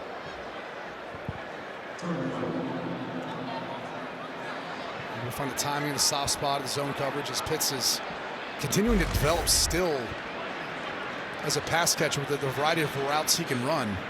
But boy, is he a specimen. We've seen him on the field before the game. I'd love to throw to a guy with a catch radius like that. The Pro Bowl's so young, right? The ceiling keeps moving up for Kyle Pitts. Sneak it again? Nope. They're going to hand it off instead, and that's going nowhere. Roseboom got in there first. Bijan Robinson rarely loses yards like that. Carolina holds the line. Look at the line of scrimmage, the initial push, too, from the defensive front.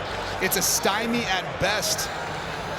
And Roseboom, as along with the rest of the linebacking group, have 3 runners to the backfield. Robinson had no chance. First-year Panther Christian Roseboom, who has had a whale of a season, leading this team in tackles. He had 9 of them in the first meeting against Atlanta. That big Carolina win.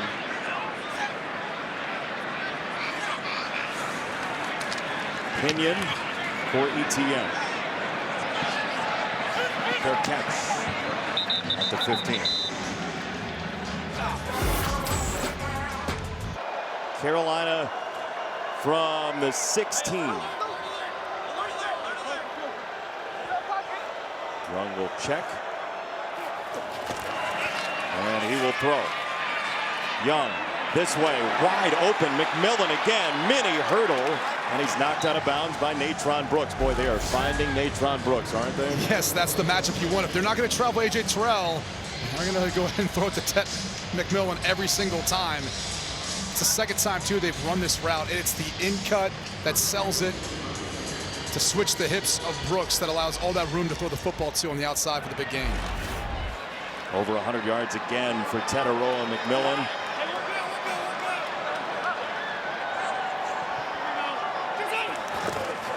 The motion from Leggett straight ahead. Dowdle running hard. It's a game. Bill Raftery will join you. Oh, love Raf. Well, you're talking about me on Sunday.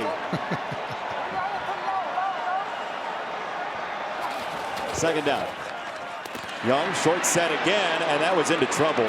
It is Leggett. The ball's on the ground. Looked like an incomplete pass, but they're going to let it play. Harrison down the sideline. Harrison wants to score. He's in. Let's see. Yeah, this is, I have no idea what this play on. Incomplete pass.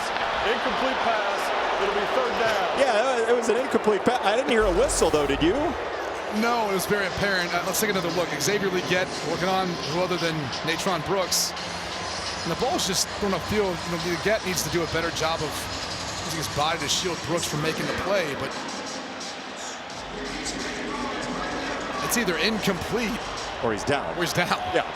It's definitely not a touchdown. Yes, it's not. If I'm going the other way for a touchdown. I have no idea what took them so long to figure that out. Dean did chime in and confirm it's incomplete. Yeah. Thank you, Dean. Looks like he's taking creatine these days. Got all jacked up. So you see him on camera. 3rd and 7 for Carolina.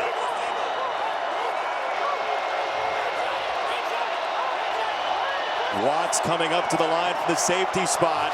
They will bring the pressure. Watts got there. Young spins out of it, keeps his feet, and down he goes. It's Harrison finishing the deal after the pressure from Watts. Harrison finishing it. Ellis would have had a shot, and they're bringing an all-out pressure. Young checked like he knew what he had. I don't know why he's not getting rid of the football. Yes, it keeps the clock running, but we still got plenty of time left. It's odd. He's done that a couple times now. We've seen the pressure look, but he has not been able to execute the response to that pressure.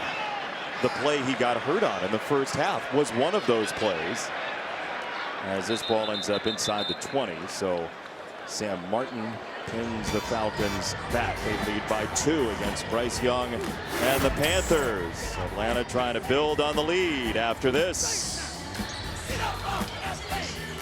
You're out. Sarah Kustok reporting a knee injury, questionable to return. It is the 3rd touch of the second half for Robinson, and he finds his way to that 3rd level again. And it's 2nd down coming up. 2 touchdowns early. Atlanta scored on 3 of their first 4 drives, but nothing since. Yeah, really, the first drive and the last drive of the half, everything in between, they were able to score in large part because of the tough running by Bijan Robinson, some of his playmaking ability. And this young man is just special. Football in his hands, and he'll make that unblocked defender miss. Short toss to him here, and he is swarmed and dropped. What a read by Scorton. You put his film on, and every play he's playing like his hair's on fire. Taking a look, working against Kyle Pitts. It's like since I gave him that compliment on the run blocking, it's been a bit of a struggle, but you know, Bijan's got to trust his speed there, get to the outside. I thought Pitts did enough just to get a piece of Scorton. But man, they've really got something in this rookie. He was the tackle for loss leader in the SEC last year for Texas A&M. It's a loss of 5, forcing this into a throw for Cousins, likely. 3rd and 8. Cousins down the middle. London could not bring it in. There is a flag coming in, 2 of them at the 30-yard line, and Carolina can't believe it. When Horn got eyes on the marker, he was like, what in the world? Pass interference. Defense number 8. Stop foul. Automatic first down. Huge. And the Falcons are fortunate here, obviously, with the drop from London. That was a good ball by Cousins. Let's take another look at the matchup at the bottom of your screen. But something to keep in mind, Cousins, right-handed quarterback, the ball's coming out a different side, especially in those routes where you've got tight timing, different spin, different than Penix, the lefty. It's a little thing, but it makes a big difference for pass catchers. So I want to ask you about that after the play here, but first down for Atlanta. It's Cousins throwing to Robinson. And Bijan Robinson down the sideline. So what can the receivers do to adjust in game? In game, it's incredibly difficult. I mean, fortunately, they see a decent amount of it throughout the course of the week in practice, even though the starter's always going to get the bulk of the reps. But in the NFL, it's all about anticipating. And quarterbacks are getting the ball out to a spot. And oftentimes out of your cut or break, you're accustomed to seeing it coming out of one side from the quarterback, and the way the ball tails and has a little different spin to it makes it more difficult. See if Kirk Cousins can maintain this lead here. They're not going to be, you would imagine, very quick to the line, willing to take some time off the clock.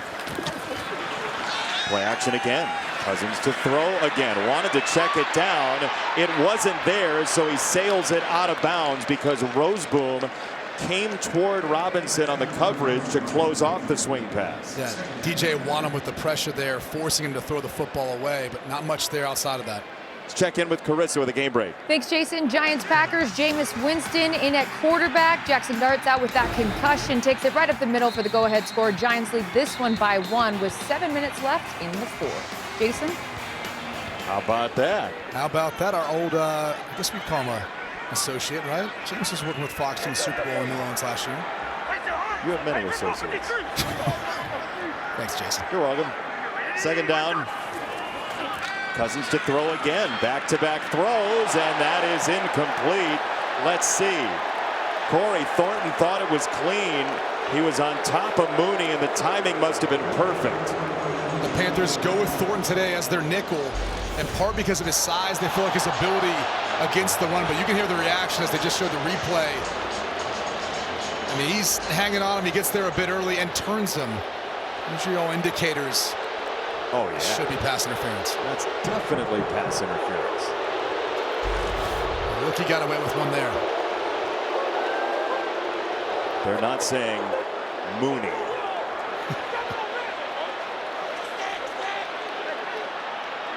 Interesting, though, the throw on first down leads to 3 straight throws. Pressure from the backside. Cousins gets it away. Incomplete. Thornton again on Mooney right down the seam, and it's 4th down. And this is all about the scheme here. Ajero Avero, the defensive coordinator for the Panthers. Cousins thinks he was going to have the seam wide open.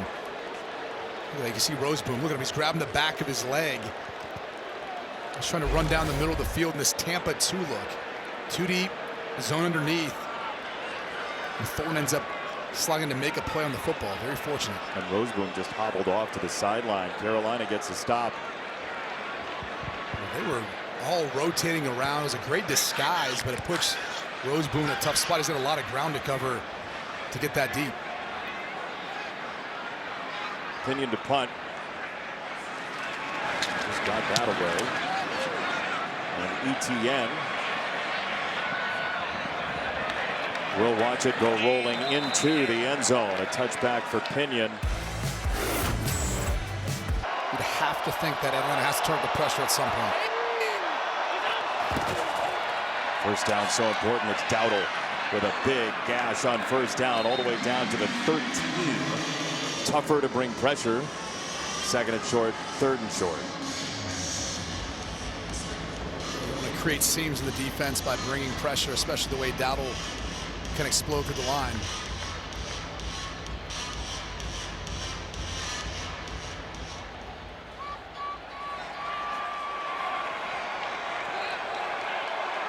Tight end Tremble in the backfield with Bryce Young. Evans as well in. He'll go into the slot as Carolina has owned the football here in the 2nd half. Young, a lot of time. He'll release it far side, incomplete. A short hop for Leggett. Young is down. He's going to get scooped up by Zavala there. Just came down awkwardly in the pocket. Tried to get the ball out before the pressure got to him. Couldn't step into the throw, just not enough on it. Leggett was open. What a move by Ebiketie. A spin move back inside on Moten. To set up 3rd down and 4 for Carolina.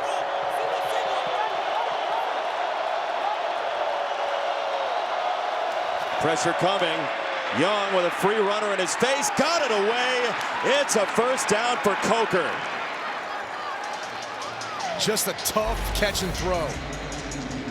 Falcons are bringing pressure. It's one-on-one. Coker versus Brooks. A lot of contact, a lot of grabbing. Coker using his body. Walker's just a free runner. Leggett is down, by the way. He's down at the 33 for Carolina.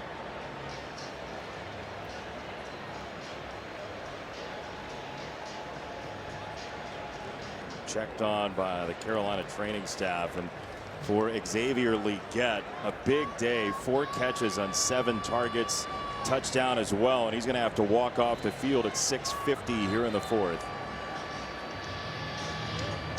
Bryce Young, though, too, playing through the ankle injury, playing tough. I mean, you go down there on the field and see him next to some of these guys on defense that are hitting him. Well, it's been all day. And it's throughout the course of the season. He's tough, no doubt about it. Can he put together a game-winning drive late in Atlanta? He's been great against the Falcons in his career. Pitch it to Dowdle. running left, and he goes down at the 25. Mikhail London, the second-year man out of Western Illinois, with the stop. 6:15 to go. Carolina very willing to methodically move it down the field.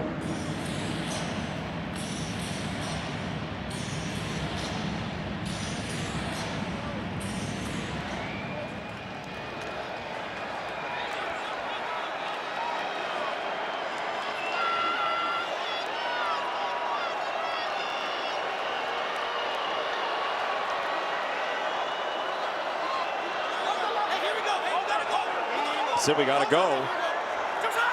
And he does. Bryce Young, little movement, no flag, and that's incomplete for McMillan. He's got Terrell right on top of him, just stapled to him. 3rd and 9. That was surprising. He snapped the football on the line, looked a little disjointed. Just tight coverage. About this matchup, A.J. Terrell the second half has been matching up with Terrell McMillan. A sign of respect for the rookie. His impact so far this season for the Panthers. 9 targets for McMillan, 6 catches. This is a mistake here. You've got A.J. Terrell down here, and there's McMillan. It's a pressure look, but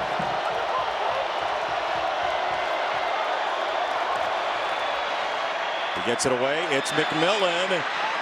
Little dodge, and McMillan is at the stick. It's a first down. Bryson Tremaine with an outstanding block in space at the catch. What about the play design by the Panthers here, too? The Terrell's out there on an island. Just the easy pitch and catch.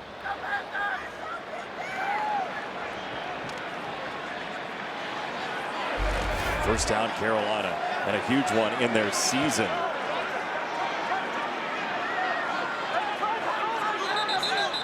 There's some disorganization going on. The challenge are going to. I think they're going to challenge the spots. Atlanta's going to challenge from the far side. Raheem Morris has dropped the challenge marker to see if he is short of the line to gain. The Falcons are challenging the ruling on the field of a first down as they believe he was short. That play is now under review. It was close. Timeout on the field. It was very close. So Atlanta challenges. When he made that hesitation move to go back inside, I kind of thought it was going to be tough for him to get there, but it looked like he did, obviously, initially. We'll take another look. It's Bryson Tremaine out there blocking, working against Jesse Bates. Harrison flies by, and fortunately, Jalen Walker redirects from the line of scrimmage to make the play, but it's hard to tell from there. Remember, the yellow line. It's not official. Not official. Oh, that's really close. It looks like he's slightly short. Dean Blandino is with us. Dean, what do you see here? That's a good look. Probably the best look we're going to get. Looks like the right knee is down and the ball is just shy. He's got to get about halfway beyond that yard line for a first down. So to me, I think this is going to be a successful challenge. Dean, thank you for that. There you have it. Look at the facial hair too, by the way. Well groomed for Dean. Looking good. Dean's always very presentable. Yes.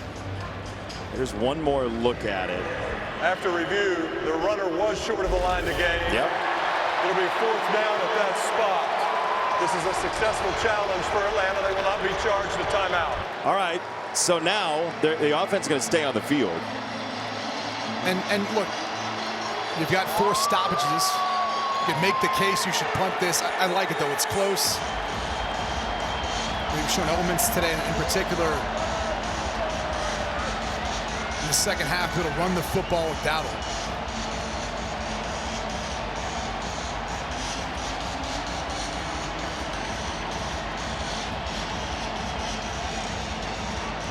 Season on the line for Atlanta, certainly. On the other side, too, right? Playing aggressive here, going after. You got Cousins as the backup. Some question about the clock here. Play clock to 40 seconds. 40 seconds on the play clock. Yeah, the play clock was down at 6 and just froze it there.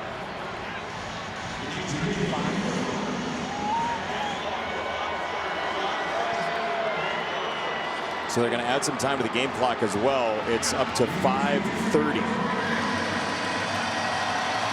So all the time that ran off while the challenge was being adjudicated, even the long snapper is leading the crowd.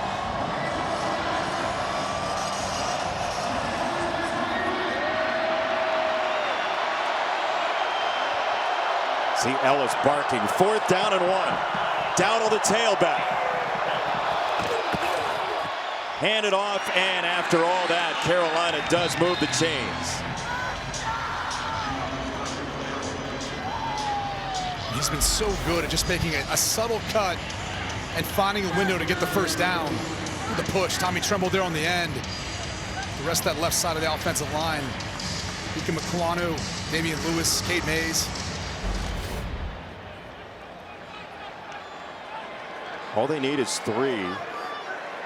Atlanta does have all 3 timeouts after the successful challenge. They don't lose one there. Young snaps it off quickly. That's knocked away. Incomplete. Natron Brooks over the top of Leggett. 2nd down.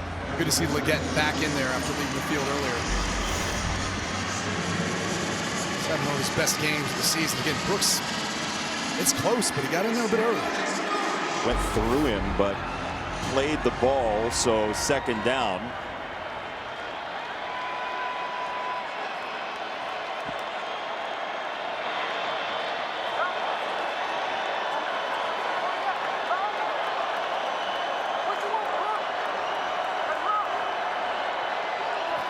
Atlanta rushes 4.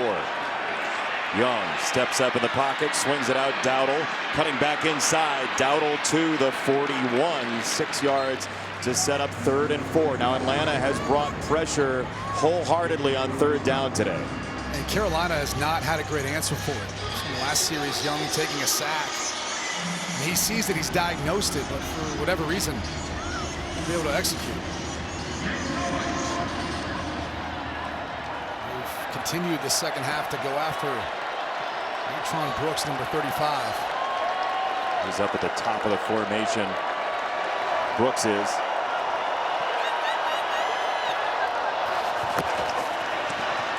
It's Hubbard, and Hubbard is driven back. Harrison crunched him, and it's 4th down, Carolina again. What a hit by Harrison.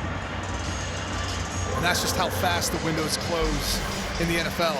Chuba Hubbard had a seam, had an opportunity, and just got stymied. Ran into his own player, Mitchell Evans there. Harrison, all that effort, pull him back. Find ourselves in a 4th and short again. Suddenly, you don't know if Carolina's going to get the ball back. They likely would, but 3:15 to go. 4th down. Hubbard and Dowdle in there. In the eye. Young falls, holding onto the ball. He's down, he's touched. And Atlanta gets the stop. LaCale London was in there, but Bryce Young just sat down on the turf. He tripped, and it's a turnover. Remember, with that interior push back into Cade Mays, Young is not moving as well with the ankle injury. I don't think he could get out from under center as fast as he needed to. And he's down now. You get in these short yardage situations, usually the center's a little bit lower, the snap ends up being a different point, and that offensive line's gonna have to fire off even quicker than normal. You got to get out from under center.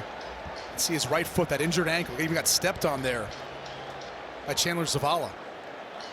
He was trying to somehow get rid of the football, look for any outlet for the football, and instead Bryce Young and the Panthers turn it over. They set the game clock to 3:02. 3:02 on the game clock. 1st down and 10 for the Falcons. As you said, Brady, he gets stepped on. Right here, watch the right foot, right ankle. See how fast Zavala's got to step inside because of London? Mm-hmm. You know, sometimes as a quarterback, when you're in a center a lot like that, you'd stagger your feet a little bit or even narrow it because you know that's going to be an issue in these short yardage goal line plays. Bryce Young's not under center a ton. Just an unfortunate play the way it worked out for them. Now their defense has got to get a stop with just over 3 minutes to go. Michael Penix Jr. out of the game. Kirk Cousins on a stretch play to the right, and it's Robinson dragging for an extra yard. Horn got in there. It's second down. There's a timeout. You have to wonder, too, if Carolina does get the ball back, if it's going to be Young or if that ankle is bothering to the point where Andy Dalton would come in. It looks like it's still going to be Young the way Dalton and Young are interacting on the sideline. So take a look at Michael Penix. He's out. Take another look at the injury to his left knee. He's battled some issues throughout the course of the season. Week 3 versus Carolina, injuries kind of plagued him a bit. Remember, Atlanta's got a new kicker as well. Zane Gonzalez in week 2 with the Falcons. So the question of, do you try to take the 3, make it a touchdown to beat you, might arise as well. It's Robinson again, and he is hammered by Sherrillis. Carolina calls their second timeout. Second timeout, Carolina. Downstairs, Sarah Kustok. Yeah, Jason, as Brady alluded to, there was a small conversation between Andy Dalton and Bryce Young, and Bryce seemed to say to Andy that he was fine, good to go. He's sitting there on the bench taking a look at the tablet. Sarah, thank you. It'll be interesting to see what they call, right? Can you move the pocket with Bryce Young if you get the ball back? Is that a piece of your offense you can use? Well, it's a piece for him that's been special throughout the course of his career, dating back from college to the NFL. His ability to improvise and use his legs, but none of that matters for the moment. Big time third down for the Panthers defense, and the Falcons with Captain Kirk at quarterback trying to convert. They've been willing to throw with Kirk Cousins in the game. The first couple plays were runs, but then they had a 3 straight play run of passes for the 4-time Pro Bowler Kirk Cousins on a big 3rd and 5 for Atlanta's season.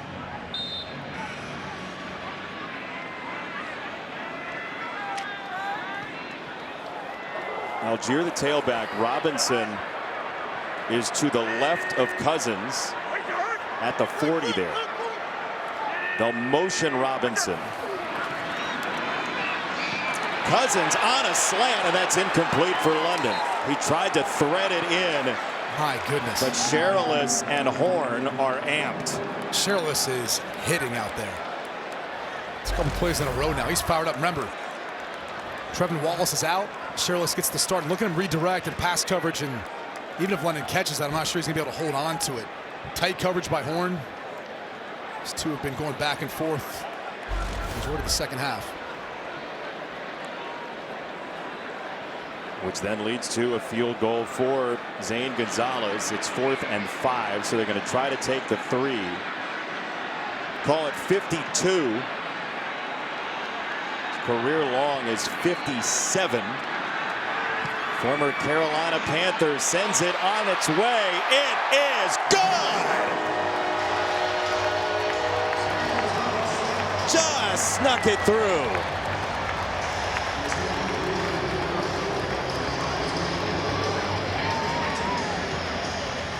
Atlanta by 5. Kirk Cousins gets a field goal off the turnover on downs.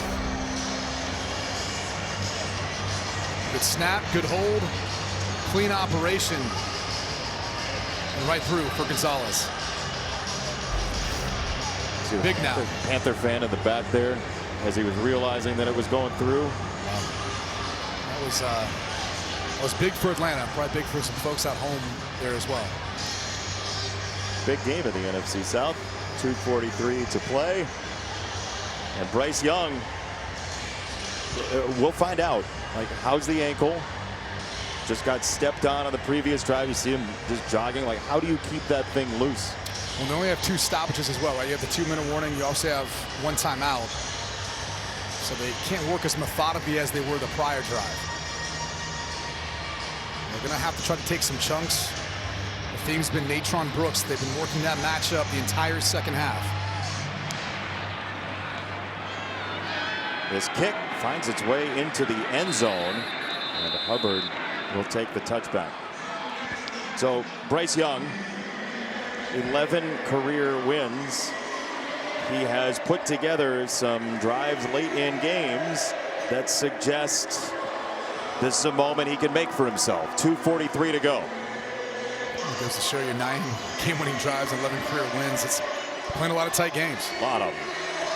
That's life in the NFC South in a lot of ways for a Carolina team that really felt a couple weeks ago they had a signature win at Green Bay.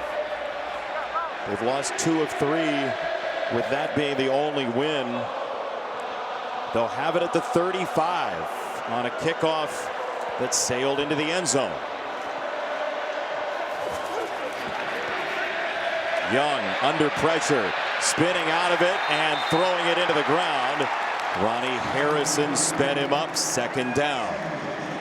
If you're Terry Fontenot, the general manager for the Atlanta Falcons, these are the moments why you drafted Jalen Walker and James Pierce.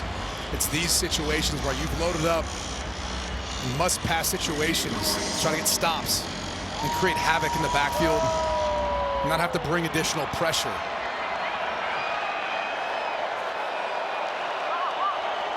'15th overall pick, 26th overall pick on the edges. Pierce at the near side. Walker on the far side. Empty for Young on 2nd down. He gets it away very quickly. He's got it for Tremaine, who pushes his way across the 40. It's a gain of 6. 3rd down and 4 for Carolina. With only 1 timeout, this is the game basically on this drive for the Panthers. If you're Atlanta, you've been more successful matching up man-to-man as opposed to zone. Bryce Young has been able to exploit those soft spots throughout the course of the game. Well, they got to play off before the 2-minute warning. Looks like the answer is no. I mean, you figure with 1 timeout, it's probably score or bust anyway. Knocking for Carolina here on 3rd down for Bryce Young.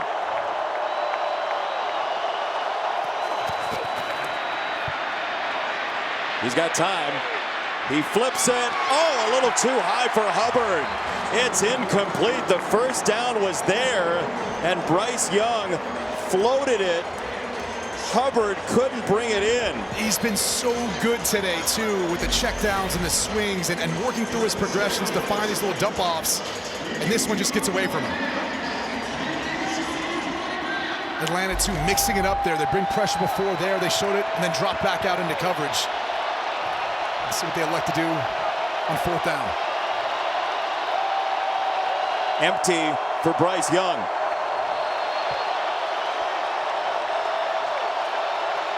Here we go. Over the middle. He's got Sanders, the tight end. 1st down, Carolina. He knew he'd have to get rid of it quickly, Brady. And a zone coverage. They did bring in pressure, but I said earlier, they've been more successful playing man-to-man as Carolina hurries up. For those of you just joining us from the Bears-Vikings game, what a game it's been. Near side, caught by Tremaine. Bryce Young trying to bring the Panthers down the field to get back over 500. Michael Penix Jr. out of the game with a knee injury. Bijan Robinson, couple of touchdowns. Young left very briefly. He was injured. Andy Dalton did not get to take a snap, though, after a 7-minute drive from Atlanta. And now Bryce Young looking for a game-winning drive in the division, a team that he's beaten 3 times in his 11 wins career. He gets it away under pressure from Ellis. Dowdle down the sideline. Rico Dowdle on the gas pedal and in. Unbelievable. Touchdown. Unbelievable. He tight-roped down the sideline. Looked like he might have clipped the edge. He stays inbounds, and Carolina takes the lead. And what a play call by Dave Canales. For those of you just joining us, Rico Dowdle has sprinted down the left side here in Atlanta for what looks like a game-changing touchdown. The question is, did he keep his left foot inbounds on 1 step down the fringe here? Watch as he comes down the sideline. Right there. If he stepped out, that would have been the moment, and it looks close. Oh, that is really close. The ruling on the field is a touchdown. Going to take a look at the play to see if the runner stepped out of bounds. Now the step initially looks clean, but as he swipes the foot to come back up into the next step, does he end up out of bounds? Dean, what do you see? The call is touchdown. These are so close. I do think part of that foot actually slides out of bounds. Now, what the league has, they have boundary line cameras. So they have a camera looking right down the line. That would be the best look. Certainly appears that that foot is out. It has to be clear and obvious. This is one of those decisions I'm glad I'm not in the command center having to make right now. Yeah, Dean, you and us, Dean, all three of us. Then? We're putting you on the spot. If it's me making the decision, I think it's out. Again, that boundary line camera is going to be key. I think to your point, Jason, when he goes to push off with the next step, it looks like if there was any moment, that's where it crosses the line. If at any point he steps on that sideline, he's out of bounds. What a play call. Yes. You know, they invited Caden Ellis upfield. Jalen Walker's rushing as well. There's no one for Rico Dowdle. And there's all that space to roam and run. You hear the crowd reaction. They're seeing close-up views. There's a whole optimism. Yeah, there's a whole like feeder in the round video board up above here if you haven't been here. So there are like 4 replays of it simultaneously that they're watching with the zoom in that you're seeing at home. After review, the runner stepped out of bounds at the 10-yard line. Yeah. It'll be first and goal at the 10-yard line. It looks like that's the right call, Brady, right? And still plenty of time for the Panthers here. You have an opportunity to bleed the Falcons dry of timeouts. I mean, scoring is paramount. I was gonna say scoring is paramount. I am not one of those analysts who will sit here and tell you that you need to bleed the clock at this moment. Maybe if you had the ball on the 1-yard line, that's something else you'd think about. But you go score. You go take the lead if you can take the lead. What about this day for Bryce Young, by the way? A career-high 382 in the air. Battling through an ankle injury almost the entire game. Oh, they have McMillan and Natron Brooks up top. That's the matchup. Does Bryce Young want to do it? That looked like the safety help that could come over the top. First and goal.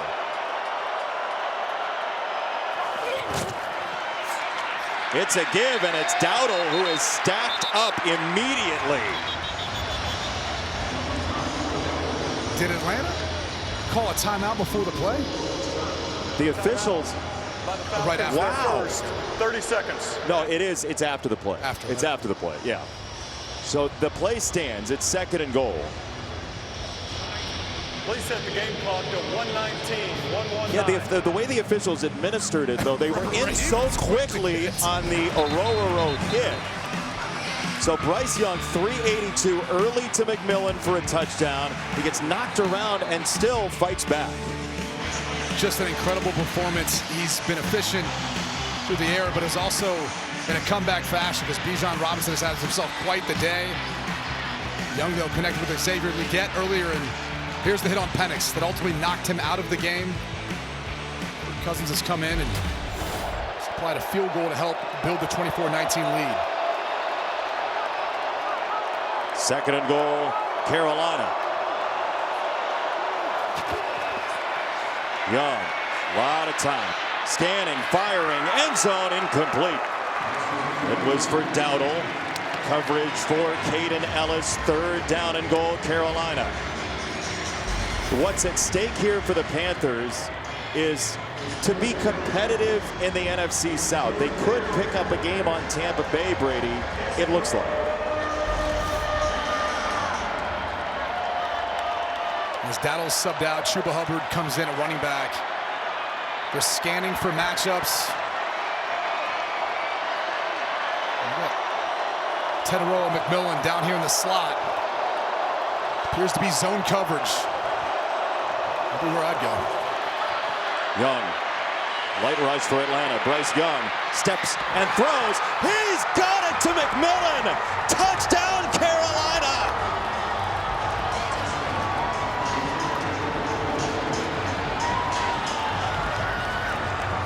He had him twice. He had him for the first down, and as he scrambled, McMillan releases upfield. He keeps his eyes on him for the touchdown. Watch as he works outside. There's your first down. Nope. Turns it up as Young scrambles. And this is just, to me, you can't put your linebacker in that position. You just can't. Caden Ellis was over the top of him at the snap. Terrell was in the area, but Terrell's been chasing him all day long. They go away from it there. It's a two-point conversion try for Carolina now to try to make it a three-point game with $1:08 to go. Young lobbing it. End zone. That's Coker for 2. Carolina by 3. They find him in man-to-man. That's the man-to-man beater. And again, you mentioned it. Terrell that time matched up on McMillan. Why they didn't the prior play, I have no idea. That's been what they've done almost the entire second half. They've limited McMillan until that touchdown play. It was the last 2 plays of the drive, Brady, that he wasn't shadowing McMillan. And for Teteroa McMillan, he's got 4 NFL touchdowns. 2 against the Cowboys in a huge win for Carolina. 2 against Atlanta here today. Bryce Young just seems to have his Atlanta Falcons numbers. And he has played well in this stadium, dating back to his time in college.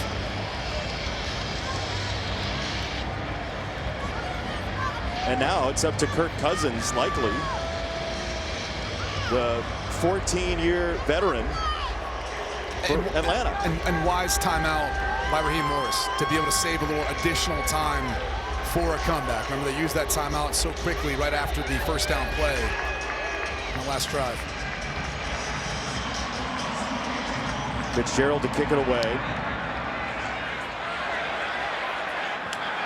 From the 5, it is Agnew on the return. He's got a crease. Agnew across the 40-yard line to the 45. So Carolina had great field position off the touchback. Atlanta even better on a tremendous return for Agnew. You're going to see a seam right down the middle of the field. Agnew does as well.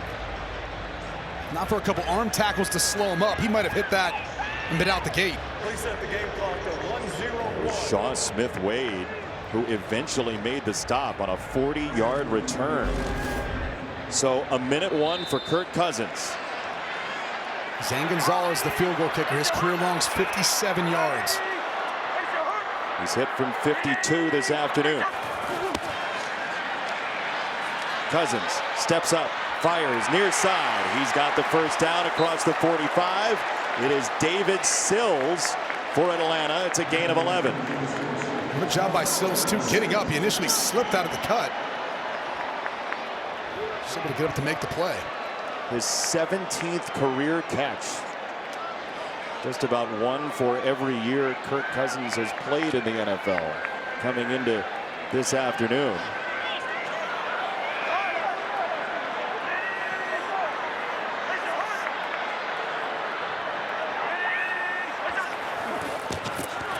Cousins.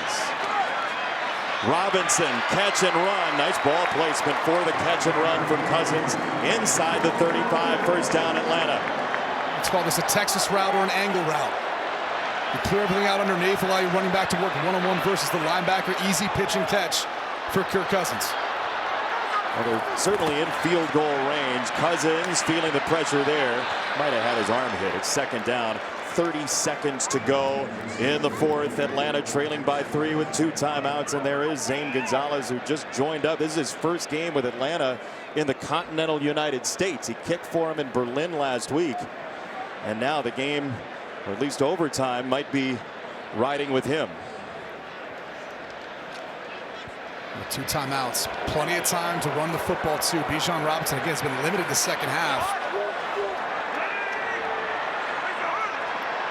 But a light box, still a lot of yards there.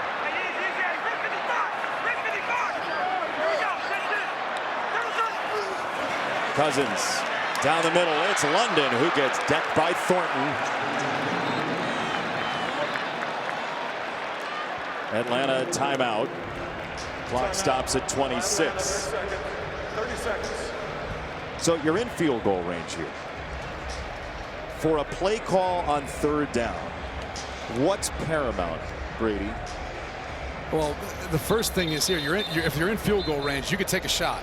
Now that's assuming that Carolina gives you the look that you're looking for, and that's going to be a one-on-one opportunity. Now again, with your backup quarterback in there and Kirk Cousins, I'm not necessarily sure that's the way you'd play this. Probably a bit more conservative. Put yourself in a position that then make Zane Gonzalez feel comfortable where he's kicking the ball from. You'd like to be on the hash. Kickers like to be on those marked yard markers that allows them to be able to work to angles too. It makes them feel more confident and comfortable. We'll see 3rd down and 4 first. Algier and Robinson both in for Cousins.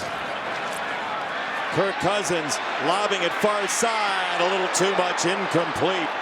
Mike Jackson on the coverage of London, and it will be Zane Gonzalez to try to tie the game. So there's your shot, though. That's the matchup. Your #1 wide receiver working against Mike Jackson. A little bit more air on the football. We can bring that one down, but that's the knockout punch you're looking for, trying to avoid going into overtime, instead trying to end it now. But instead it rests on the shoulders with the leg of Zane Gonzalez. A former Carolina Panther who missed only 2 field goals 4 years ago in a Panther uniform. This will be from 45 for the tie. Atlanta has lost 4 straight. Trying to find a way to break that. Zane Gonzalez, his 2nd game for the Falcons this year. It is on the way. It's leaking, and it is good! Oh, that was losing oil on the way home, but we are tied.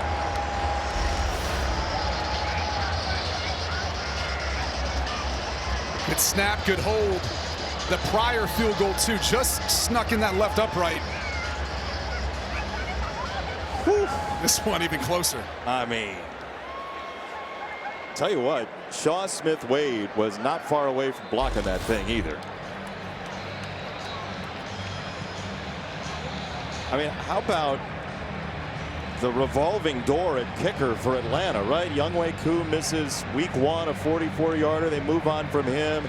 Romo shows up. He's here for the balance of the year. Misses there. Zane Gonzalez shows up, joins him in Berlin.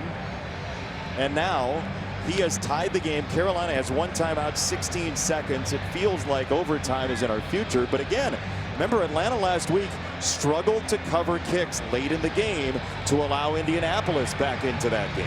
Kickers are able to at least take opportunities or chances now from 60 plus. It seems like every week. Yep.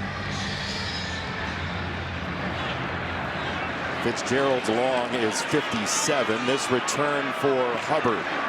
Looking for a crease, and that closes very quickly.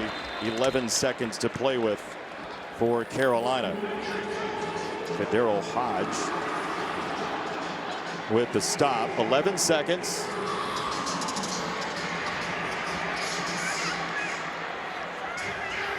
So you've got time essentially for 2 plays. And with the timeout, you're going to take a shot, I would assume, somewhere on the sidelines, middle of the field. But if you're Atlanta, you got to guard the sidelines. You don't want to give them a freebie.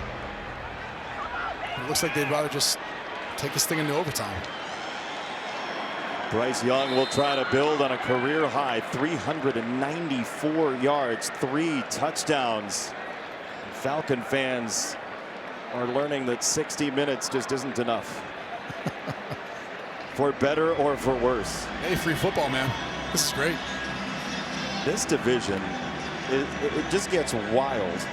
Guards, he's got a couple of touchdowns. You figure he's going to be a big part of it. You'd have to think that. I mean, if you look at the second half, Carolina put up 17 points. The Falcons only 6, and really on a short field in the last drive after the return. And so you got to get Bijan Robinson back involved in this game. Fitzgerald's kick sails through the end zone. Brooks let it roll. So Atlanta will have the ball first here in overtime. 10 minutes, only one 10-minute period. We've seen a handful of ties in the history of this league. Remember Green Bay and Dallas earlier this year. Kirk Cousins, 43,000 yards. Game number 167 of his career. Just trying to salvage a season for a team. He's thrown for 450 plus for 3 separate franchises in his career. He's lived this life before, and he'll go from the 20.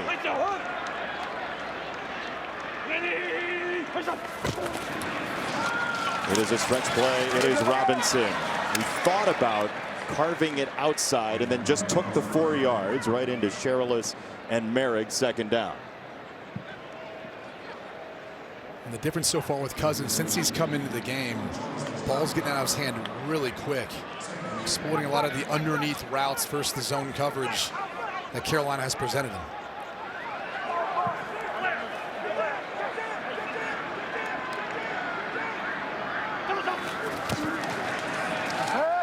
Cousins on a screen. Got it to Robinson. He hits the hole hard to the outside. He's got a first down, but a marker down at the 25. Yeah, you worry if someone's too far downfield anytime you see a flag come out that quick after a screen.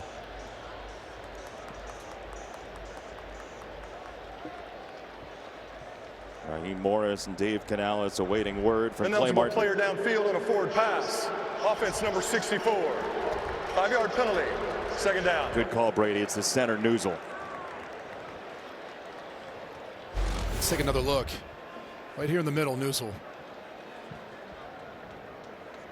A little play action fake involved. This is a longer developing screen. It's why you just got to hold your water if you're an offensive lineman. Typically, they've got to count. And in practice, you'll hear them literally count out loud. But in games, they try to pause it and wait as long as they can to release downfield.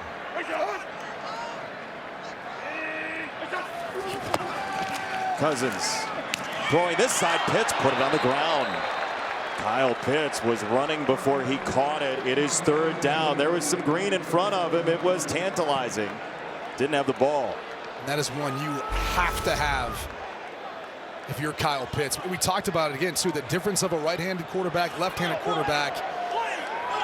Different spin, balls coming at them from a different side of the body. Sometimes that little difference that makes a difference in a catch and a drop. Sherilis up at the line. He'll back off. Cousins to throw. He gets it away, and that is near the ground, and Hodge could not reel it in. It's incomplete. It was close. Hodge could not pull it in. It is fourth down. Jackson on the coverage right there with him. Well, the protection was there. The route was there. The ball's just low. Daryl Hodge does a good job getting back inside downhill to it. Needed a little bit more time probably to work the route, but it's going to be a tough catch regardless. Yeah, he did everything he could to try to rescue that. That looked like it was going to be well short out of hand from Cousins.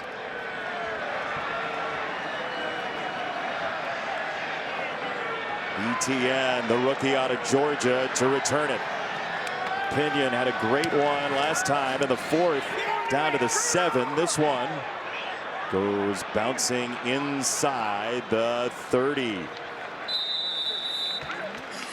52-yard punt, and Bryce Young looking for that signature moment again against Atlanta.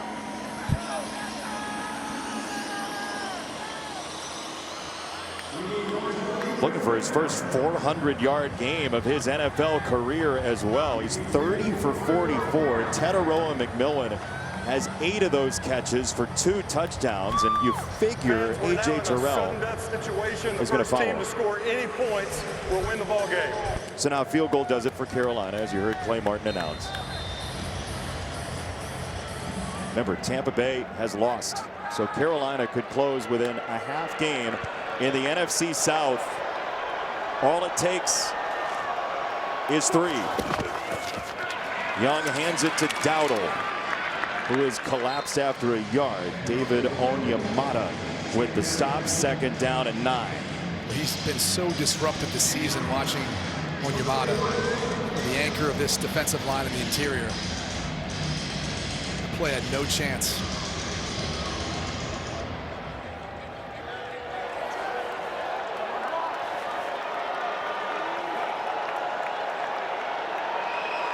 Second and 9.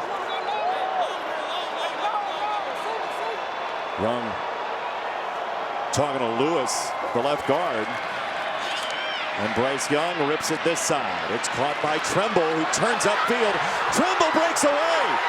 Tommy Tremble inside the 15. That is a nasty catch and run. His first and only catch of the game couldn't come at a better time and a bigger moment. You talk to the coaching staff about Tommy Tremble. They just said he flips a switch when he gets on the football field, primarily used as almost a fullback. In the way they use him in the run blocking game as a tight end off the ball, but this is all just determination.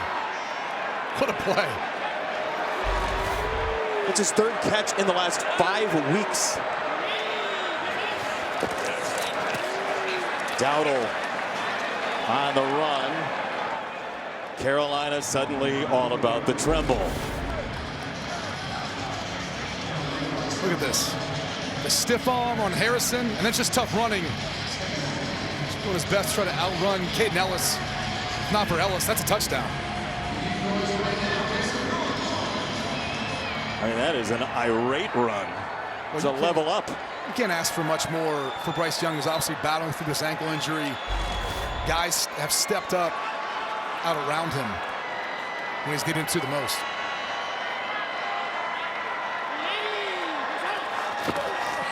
Right back to the ground. Dowdle just trying to stay in the middle of the field.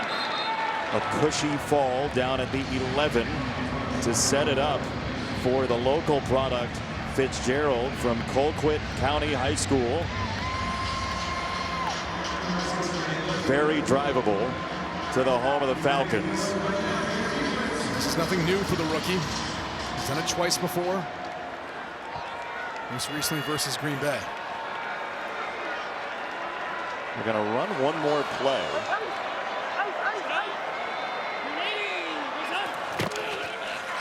Give it to Dowdle again. He'll go straight ahead. And that is when they call on Ryan Fitzgerald.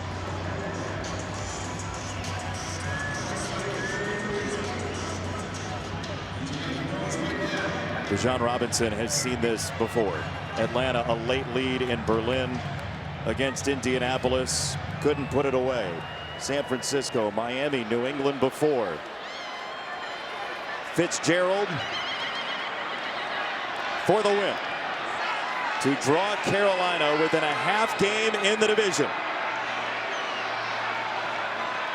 From 28, and Carolina has won.